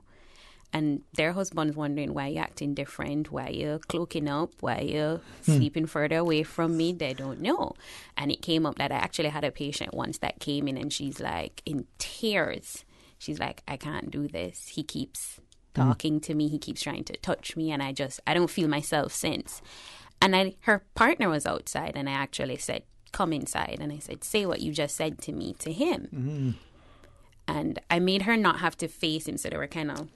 So, and when she said it to me, he was like, I had no idea. And I don't think anything's wrong with you. I think you're looking good. You look even better. Yeah, he's like, I think you're looking good. I think you're doing an amazing job. So sometimes we as doctors have to like initiate that. And then we actually, sometimes when we figure this out, so if the discussion does come up, we can say, okay, this person is not really like a physiological thing. It's a communication thing. So you might say, okay, the management for this would be a couples counseling or just to open the avenue of discussion. Whereas if it was something else, you may notice it needs medication or to treat a medical thing. So it is a...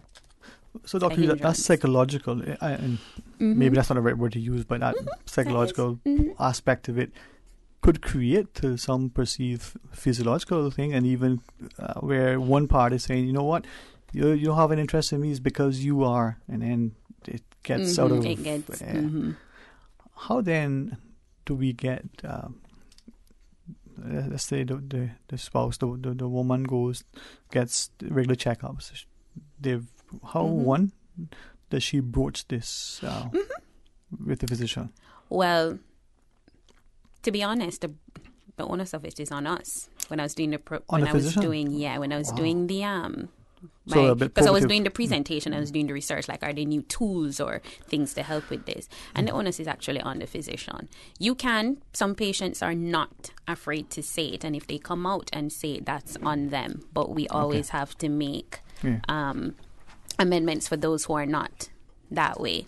Okay. So what we do is, while we're going through our list of things, because we have our list of things when you come in, do you have any other medical illnesses? Are you hypertensive? You kind of just slide it in. So you just slide it in.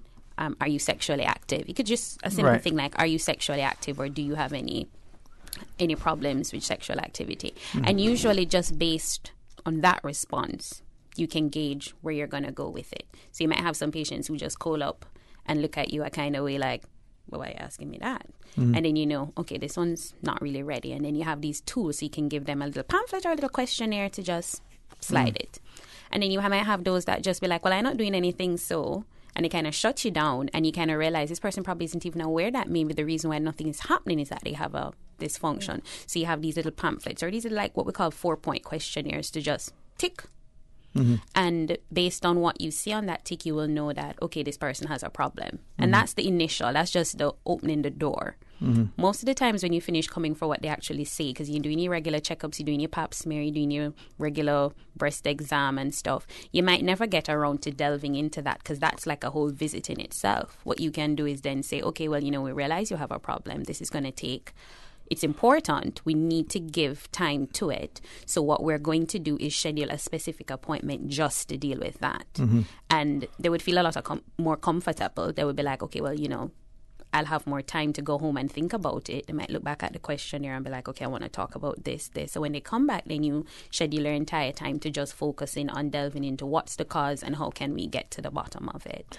Well, that's pretty much how you'd go through it. Right.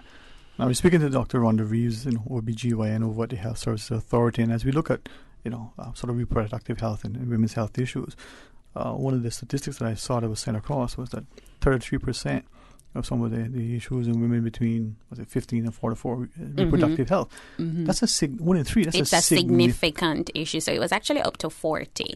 So when you look at sexual dysfunction, they're saying that the definition is that you have a issue or a problem with some aspect of the sexual act, be it the desire, be it the arousal, be it the orgasm, or just pain during the process. And you'll have 40% of women complaining of one of those things happening. Wow. And then it drops down into the 20s, 30s when it's something that when you add the actual line in the definition as the most important, that it's affecting your functioning life.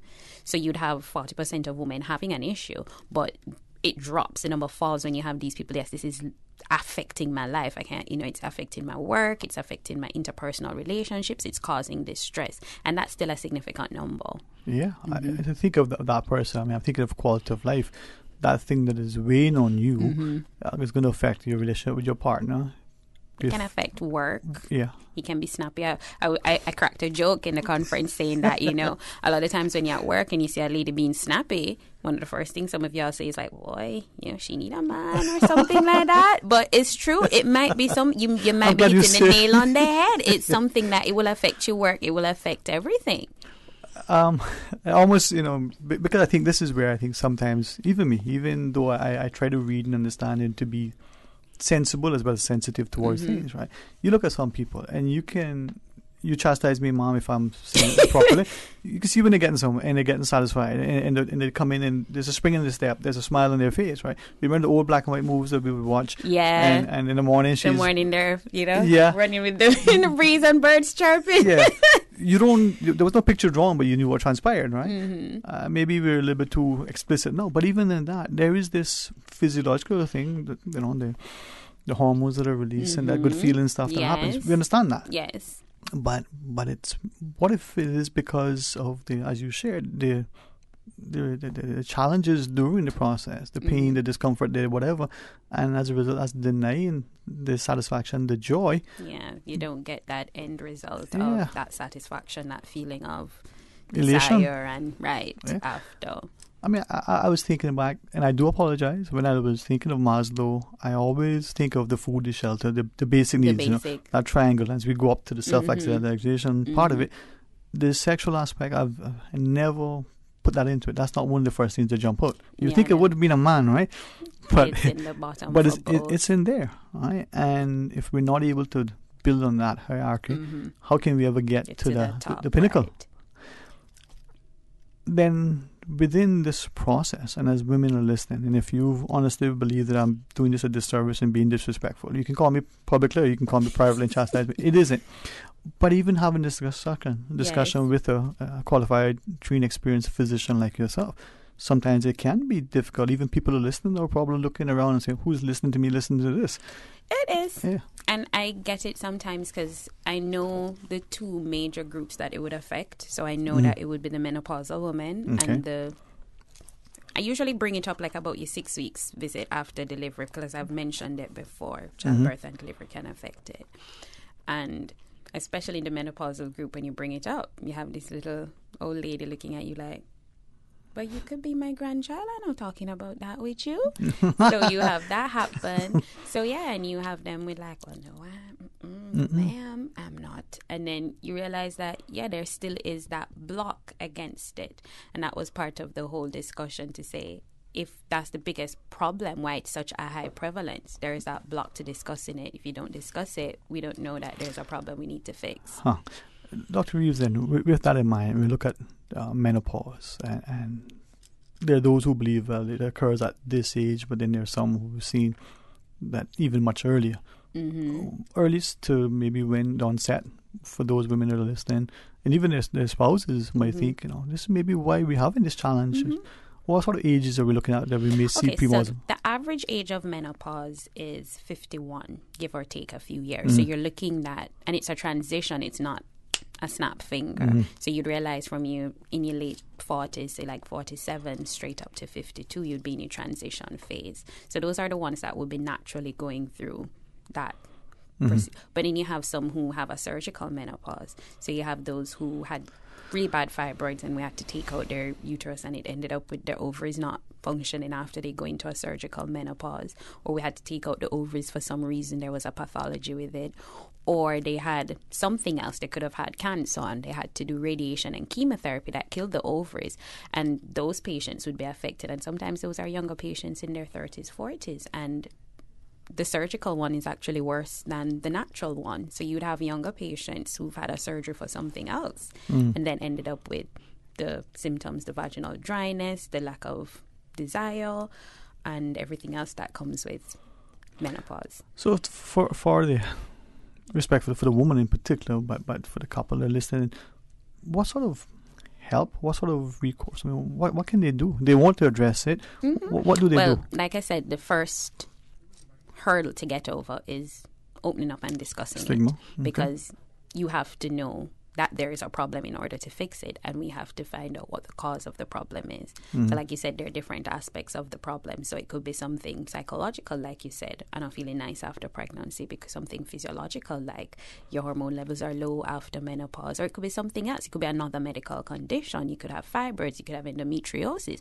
All of these things are treatable or manageable to a certain extent, and then that will pretty much guide us to how we can treat the secondary problem, which would be the sexual dysfunction. And after we've figured that out, then we might say, okay, we will put you on some medications to help with the lubrication issues that you might be having because of menopause, or we might have to, remove your fibroids or shrink them in some kind of way to stop you having pain, or we might have to send you to counseling, couples counseling, or sometimes it may actually be a aspect of counseling called sex therapy to kind of remove stigmas, to pretty much fix whatever the underlying issue is, so that you can reach to some semblance of normal. And as I listen to you, I think this is where I think when we look at our healthcare, that we start to appreciate that it isn't just that physical thing. You've had an injury, you have an ailment, you go, you take, you get it treated. There are things that are, a little bit more difficult to speak to.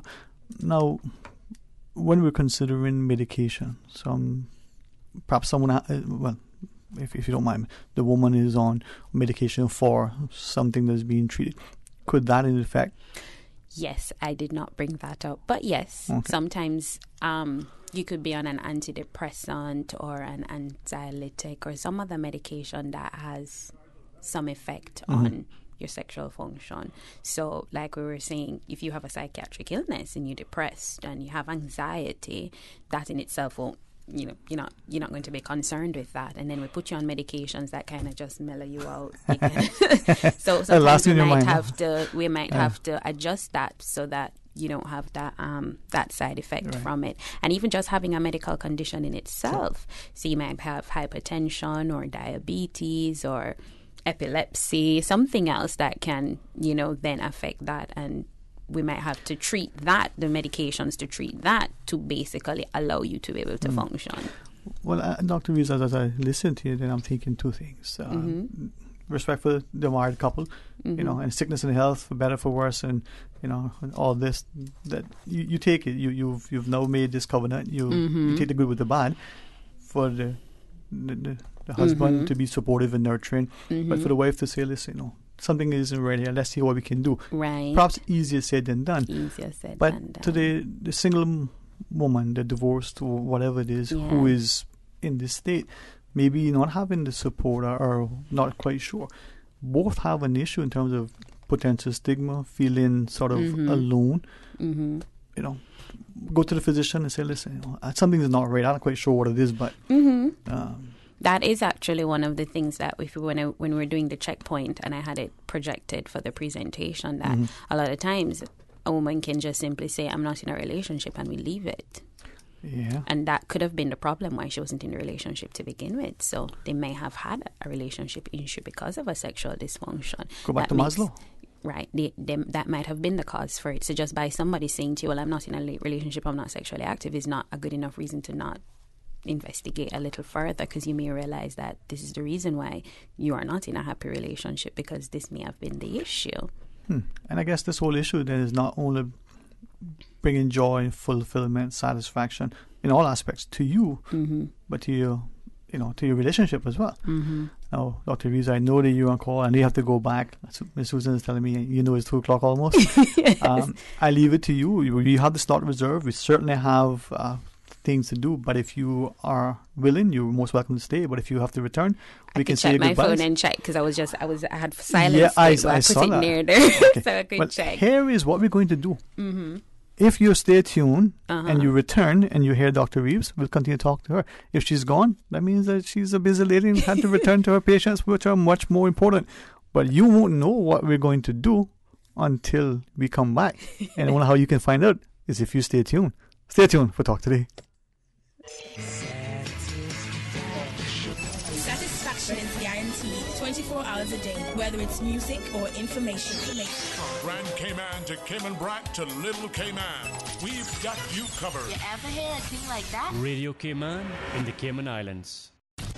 Radio Cayman. Radio Cayman's newsroom. These are the biggest stories right now.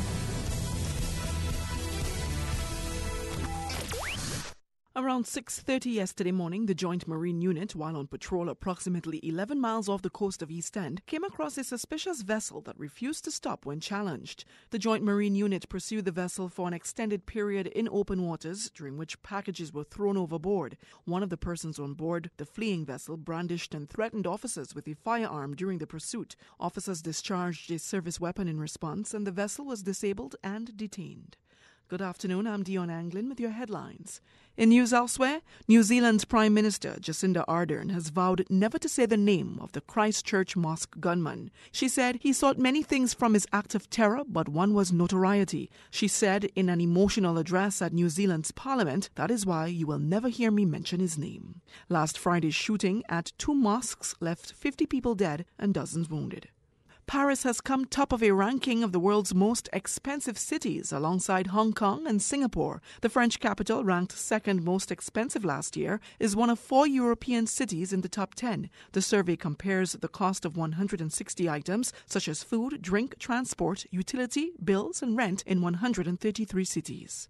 And have you ever been told to grow up in your 20s? Well, now you might have an official reason as to why you're not acting like a mature adult. People don't become fully adult until they're in their 30s. That's according to brain scientists. Currently, the UK law says you become a mature adult when you reach the age of 18. Research, however, suggests people aged 18 are still going through changes in the brain which can affect behavior and make them more likely to develop mental health disorders. That's a wrap of your headlines. I'm Dion Anglin. Radio Cayman, the voice of the Cayman Islands. What's happening in your community? News and information, music and more. You can find us. www.radiocayman.gov.ky. Like us on Facebook and follow us on Twitter. Radio Cayman is your choice, your voice for today's biggest news. Radio Cayman.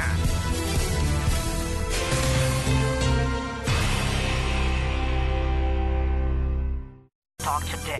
But I do have some questions. Talk today. Cayman Islands' foremost listeners' participation program. Talk today. Because there are more questions than answers. What the public is saying. Waiting to take your calls right now. Sterling Dwayne Ebanks.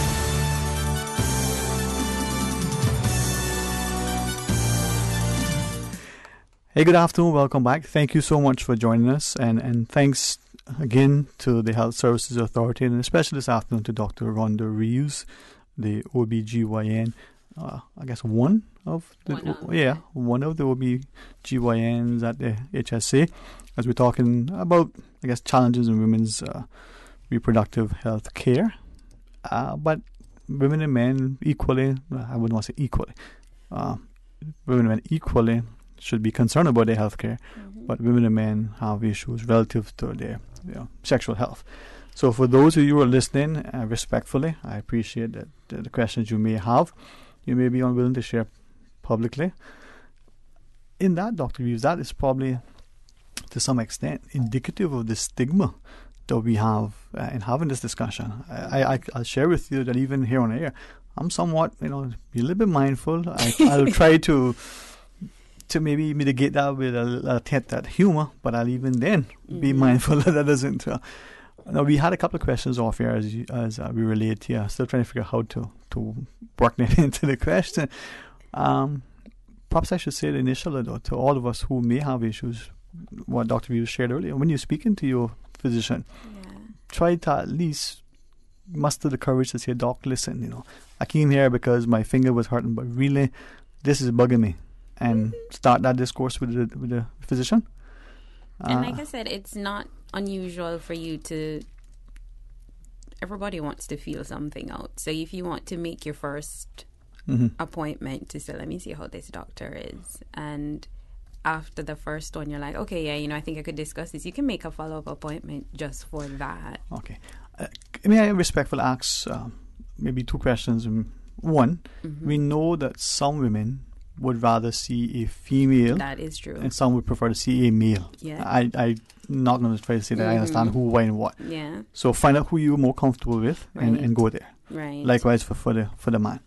Similarly. Okay. An OB/GYN, for those of us who don't know. Yes. Tell us what that specialty is. Okay, so the OB is for obstetrics. That's the part that deals with taking care of pregnant women and delivering babies. And then the gynecology is just the other woman's aspect of it. So your annual checkups, your pap smears, everything else. All right. The reason, thanks, and I think most of you, I know that. Why did you ask that question? Even me knew that answer.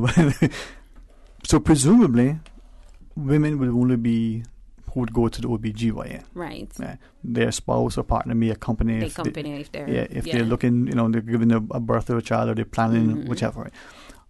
But I guess I was going to ask then if the man sometimes... You were asking if the incidents where there is a sexual dysfunction, if they're allowed to come. There are always two chairs.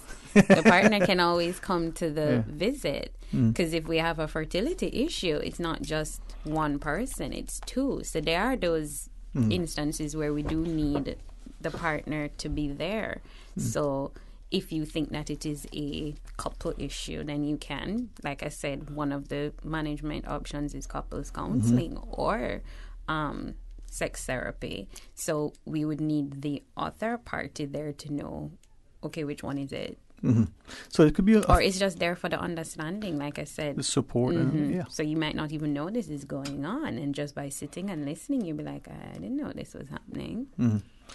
But it has to be a comfort and a level of communication between the partners. Right. And there has to be a willingness to say, okay, you know what, physical would be more perhaps easily identifiable. If it's the male, the ED issue, or physical may be more easily identifiable. The other things may not be or is it? Physical for some things that are just screaming out at you, like, I have uterine fibroids, and you're noticing that this is a pain issue. Then okay, yes, or I have endometriosis, it's a pain issue. But you have that same pain aspect of it that can be very multifactorial. So you have no medical conditions. You can come to the gynecologist, you can get your speculum passed, and you do your pap smear perfectly fine. But then during the act with your partner, it's got awful pain. Why only then? So you have these situational things. And sometimes you can realize that it's just a mental block. They might have had some trauma in the past. When you hear that, you might think of past sexual trauma. This person just totally colds up. The muscles clamp up. And sometimes that can happen. And if you can't elicit it in your office, but the patient is significantly distressed, then you have to delve down that line. And sometimes you can actually elicit it. The patient comes in, you try to examine them, and as soon as you say, okay, we're going to pass the speculum, you just see all the muscle close up, and you're like, here it is. This is a problem. And you realize, I've actually once called a partner in and I say, look at this. And I said, I'm going to pass the speculum, and you could see just all the muscles clamp.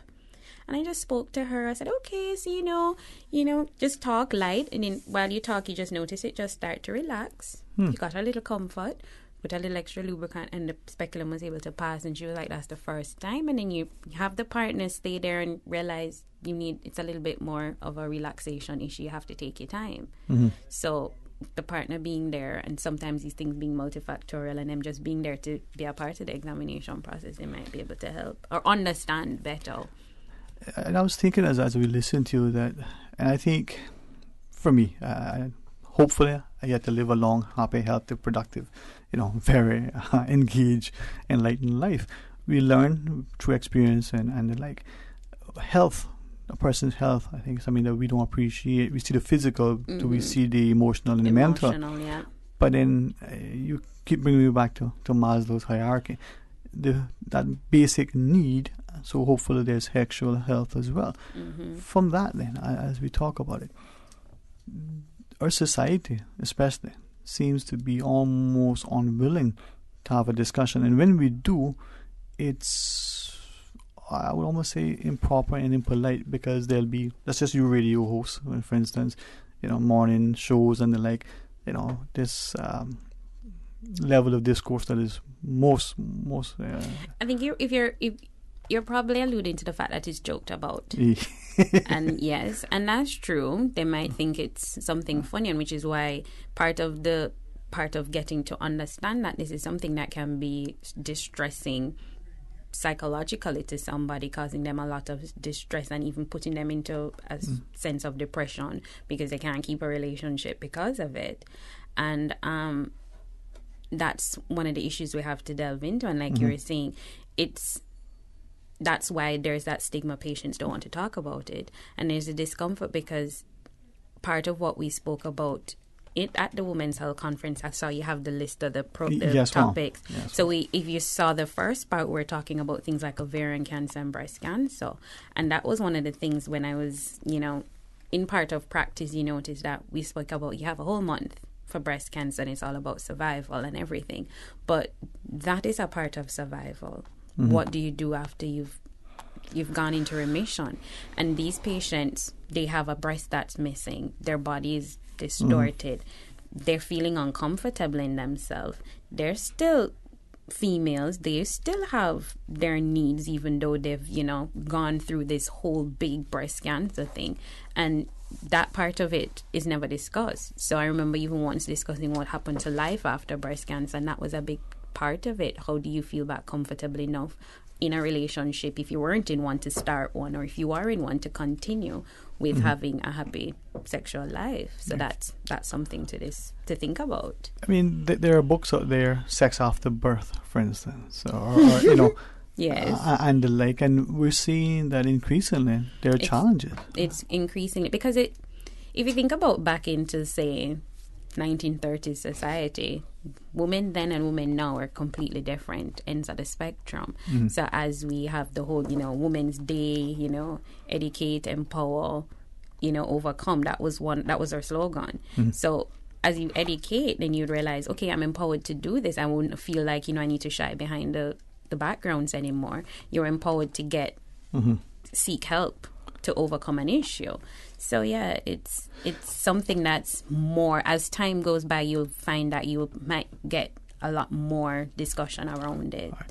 With that, Dr. Reeves, if we may ask, then we will look at sexual health, and like there is a perception, maybe there still is, where women don't necessarily seek out or crave enjoyment, don't need sex, they don't want, and it's most of the man.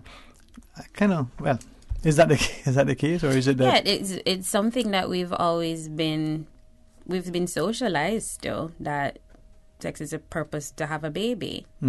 And I don't know if I'm showing up my age, but back in the days, you would hear them say, okay, well, I know it's your wedding night, and your husband going to do terrible things to you, but don't worry about it. You'll get babies from doing it. And so that still is there for older persons. That still is in there. So it's a dirty act. It's a bad act. You just do it to get babies.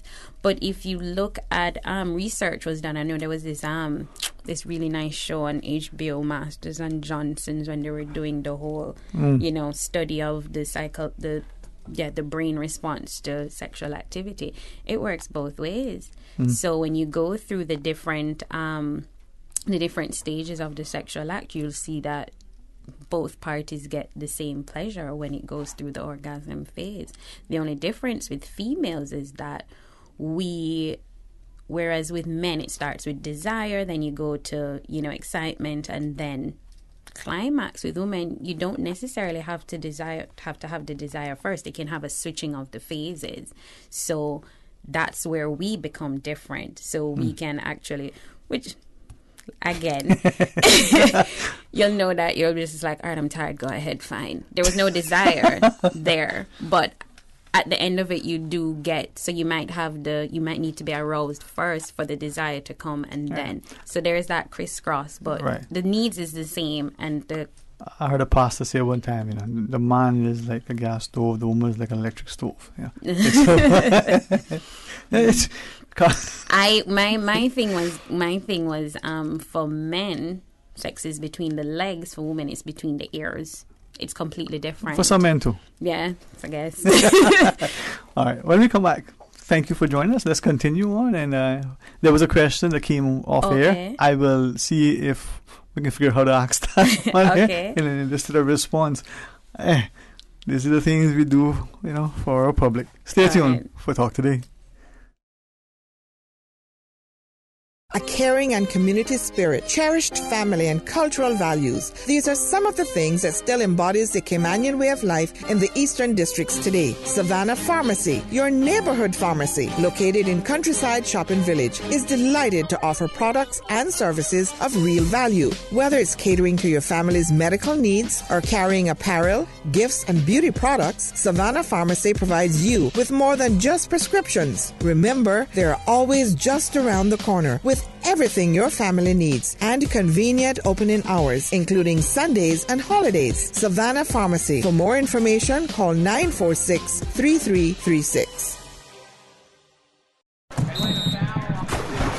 This Easter weekend, the Cayman Islands will welcome the rest of the Caribbean, and you do not want to miss it. Carifta 2019 takes place at the Truman Bodden Sports Complex from April 20th to 22nd. Watch the region's most talented track and field athletes compete and come cheer on your Cayman athletes. Get ready to raise your flags at the Caribbean's biggest athletic event this Easter weekend. It's Carifta 2019. Tickets start as low as $10. On sale now at caymancarifta2019.ky. See you at the games. Carifta 2019, brought to you in partnership with the Cayman Islands Government and CUC. Sponsored by the Cayman Islands Athletic Association, DART, Maples Group, Pinnacle Media, and Radio Cayman. It's all about unity. Tune in Monday through Friday from 3 to 6 p.m. Radio Cayman's Super Jam Show, the #1 drive time entertainment show on your radio, featuring Will Sinatra. Enjoy a mix of pop, hip-hop, dancehall, and soca. The Super Jam Show is fueled by the proud sponsorship of Fitness Plus and Train with Dre. Get top-rated personal training or build your very own home or office gym today. Talk today. But I do have some questions. Talk today. Cayman Islands' foremost listeners participation program. Talk today. Because there are more questions than answers. What the public is saying. Waiting to take your calls right now. Sterling Dwayne Ebanks.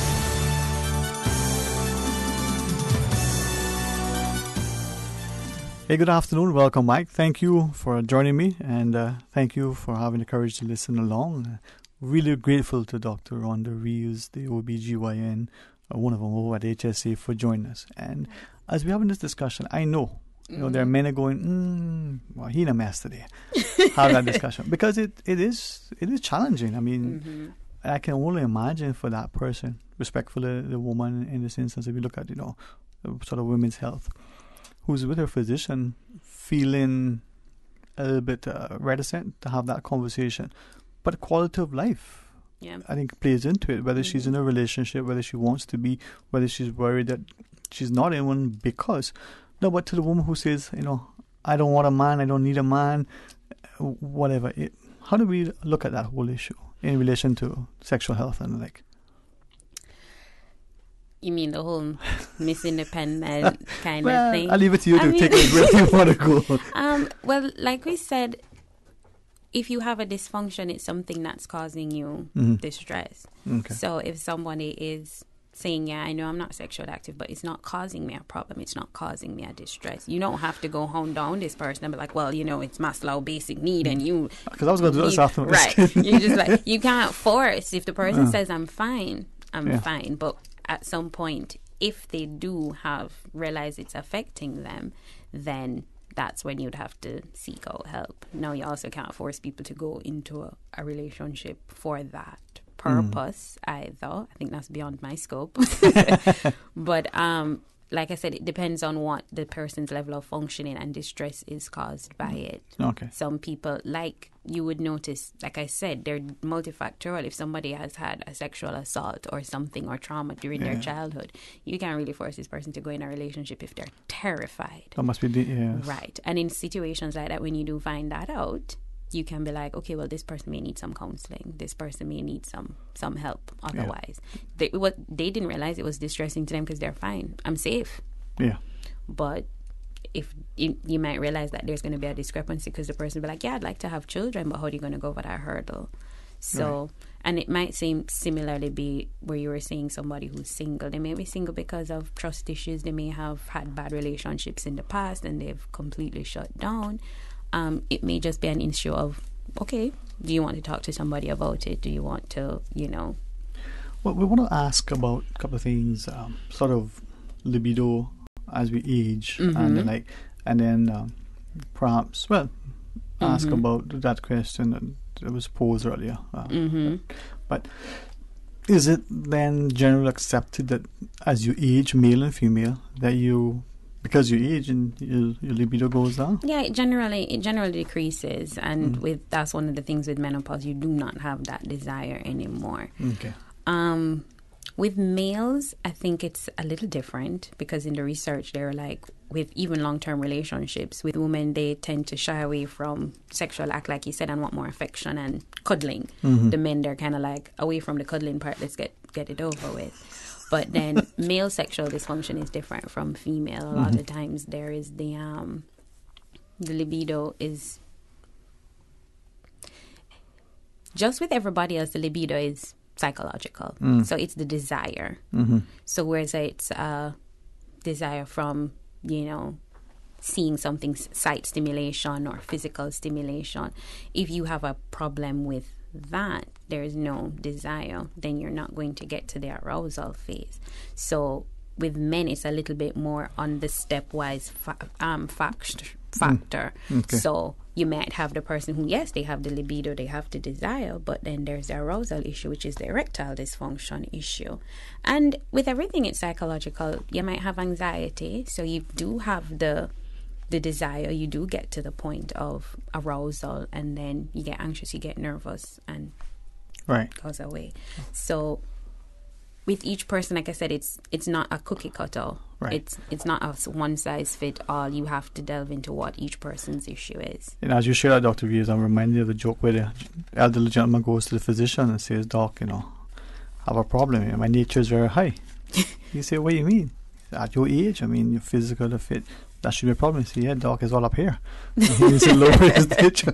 So the physiological part, but then the psychological. So referencing the question off air where the man and the woman are engaging, but as they get to the physical act, everything is functioning, but when they go to consummate, I can put it in that term, he loses interest, and that's actually something that sounds like something more psychological, and it could be many issues. It could be, like I said, just excitement. You're excited over it. You're concerned about it's called performance excitement. You're concerned if you're going to perform well. You get all anxious, and then it goes away.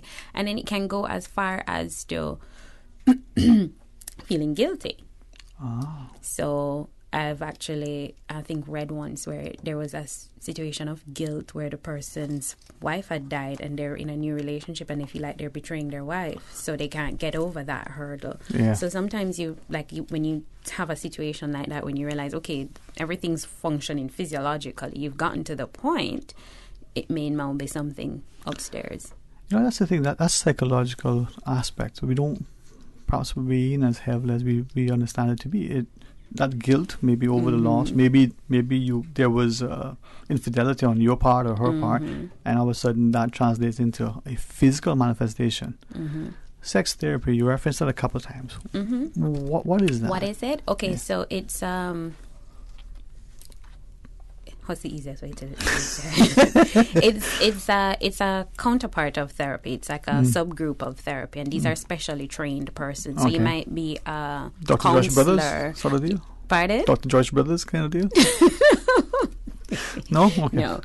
You might be a psychologist or a psychiatrist who's had special training in it. You may have been a couples counselor that has special training in it. And what it is to do is pretty much to unlearn or relearn your whole views and opinions of the whole sexual act. So it may stem from just like I said, a religious reason, or because of what you were told, your husband has to do horrible things to it, you have a mental block against it. It's kind of like to unlearn and relearn new things. So they're specially trained for that, and it goes from the basic unlearning a psychological block to the weird and wonderful with toys and everything. It stems from based on what your problem is. So then in society, maybe this society or the Caribbean society, we see it more for procreation than recreation. Or we see it perhaps that, what's the joke on the wedding night? I'm a little birdie, I'm a little birdie. Is it then that as we look at how we socialize, now I'm not advocating premarital, extramarital, I'm not advocating irresponsible, but I think there's a joy and a fulfillment that comes when two people are committed and they're doing consensual. Well, that is part of what the issue is. There's the social and the religious stigma against enjoyment of the sexual activity in itself, which puts a hindrance into patients wanting to discuss there being an issue to begin with. How to overcome that, I'm not exactly certain how, but yes, there is, and I think we've seen that we're moving away from it with years. So, like I said, this whole thing came up because of the whole Women's International Women's Day, and like you've noticed that over the years, our institution was celebrating our 8th conference from it, but over the years you do see that there's a lot more women's lib. This year it was equal wages for the same work. Back in the day, women weren't even probably allowed to work. So you realize that over time these things will come up. You'll realize that there's more push for equality, there's more push for what's good for the goose is good for the gander kind of thing. So you'll realize that maybe that stigma, which if you really delve into history was male originated, you would realize it was a part of the ladies should be seen and not heard. You should be barefoot and naked. Those kind of stigma, that's where the sexual stigma against women also became. You were for ownership, you were for just to make babies and take care of the household. But now when you have women going out and taking bigger roles, they're being CEOs, they're being and everything, they've taken over a male role. You can't really still have them like this and then come home and then put them back in that same box. So with that happening, there's going to be more open discussion. But then I would imagine then that woman who's functioning in all cylinders, she's running the organization, she's controlling the house, she's doing all the stuff, and she's very assertive. She knows what she wants, she pursues it. That societies may look at her and going, and label her in a certain unflattering way. Well, that's the transition process. You're not going to go from just moving to, changing, breaking barriers to getting acceptance. There is always going to be some kind of the older persons or persons who are still stuck in their ways and their beliefs, and they're entitled to that. They can do that, but at the end of the day, we have to remember that each person is different. Each person is entitled to their own opinion. And if something is going to be affecting your whole quality of life, you can't be so held on to stigmas while you're getting depressed about it. And I think that's the thing that I'm hearing more and more. This whole issue is a quality of life. It also could be a life or death issue. If you leave something untreated, it could fester. The sore could fester. When you say life and death, it could fester. Depression is real. It's real. If somebody is, depressed, they can't do something, they're unhappy, they're not discussing something, they feel they have no avenue to discuss, because that's the next issue. If I have no one to discuss it, they'll sit and they'll unburden themselves. They might do something to harm themselves. Okay. Now, I'm respectful to the gentleman. We're focusing on women, but if either or, but the woman specifically is aware or concerned, maybe she knows or she suspects that there's an issue with her reproductive health or sexual health, go to the physician? You can go to your physician. Is that what we do? Yeah, you can. And you don't have to. I mean, your OBGYN is probably the best person because they're trained to figure out is there a physical issue. But if you have your GP that you've had since you were 15 years old and you're comfortable with that person, you can start the discussion there. If they think that, okay, this is something that you need to be seen by your OBGYN, you can say, well, I stay a certain kind of way. Can you find me a doctor who's as nice as you? Or refer me to somebody who's as nice as you to get further help. But yeah, it all starts with realizing first that there is a problem and opening the discussion for it. Well, as you close it, how do we realize that there's a problem? Because some people do realize based on their unhappiness. So it might be that this person might be noticing relationship problems, the partner complaining, or they might just notice, I'm just not functioning the way I used to. And they might realize it. For somebody who is completely unaware, that's like on our part where I said we would ask. And sometimes they're not aware. And sometimes when you do the little 4-point questionnaire or just ask the little questions along the questionnaire, some persons will be like, that's a problem. That means something's wrong. They were never aware. Yeah. And if they do realize that, you can say, I'm used to it. I have sticky pads in my office. And I was like, okay, go Google this and come back. Or go read on this. And come back. And sometimes they'll be like, I didn't know. So, yeah, it all starts with the discussion. Sometimes they already know and they're hiding, but sometimes they have no idea. And if you can just be like, okay, read on this and tell me what you think about it. And they'll come back and be like, I had no idea. Yes, it is a problem. Well, I like what you shared, Dr. Views, that you said the owner sometimes is on the physician to, my word, delve into it, part of the probative sort of exploration and ensure that the patient looks after the whole health and well-being. Yeah. Closing thoughts, Mom. And I would like to welcome you back anytime you wish to. My colleagues, we can talk about, infertility. We can talk about just healthcare generally. Closing thoughts. Well, I will just use the same closing thoughts that I had for my presentation. Is that it's a significant issue. It affects the quality of life. The biggest hindrance to identifying and treating it is diagnosing it, and the biggest hindrance to diagnosing is the discussion. So we on ourselves as physicians do have to, we're rushing, we have full clinics, have to probably put a little pocket to it. And for you as patients, if you are aware that there is a problem and you do know, I'm not forcing you to go and discuss this with anybody. Find somebody you're comfortable with, find a doctor you're comfortable with, and have the discussion, because there is help available. Thank you for sharing, and I think many of us need to appreciate that there is help. We just need to be willing to take the initiative. What they say, you can take the horse to the water, we can't force it to drink. Right. It applies to so many things. Yeah. It was a pleasure to formally meet you on air, and again to you and all of your colleagues and other staff at HSA for allowing us to share with your experience and expertise. Hopefully our listeners may have been enlightened and informed. If anybody's been offended, call Miss Norma, she'll chastise me. Let me know, and hopefully we've done this respectfully, responsibly, but informatively. Yes, You've made it so much better. Thank you. All right, Dr. Rhonda Reeves, the OBGYN over at HSA. Tomorrow is Wednesday, and it's not a holiday, but we'll be back here all the same. Join me, start corner in the morning for the record. Come back for Talk Today right after the midday news and midday meditation. And until then, our prayers as usual. Be blessed.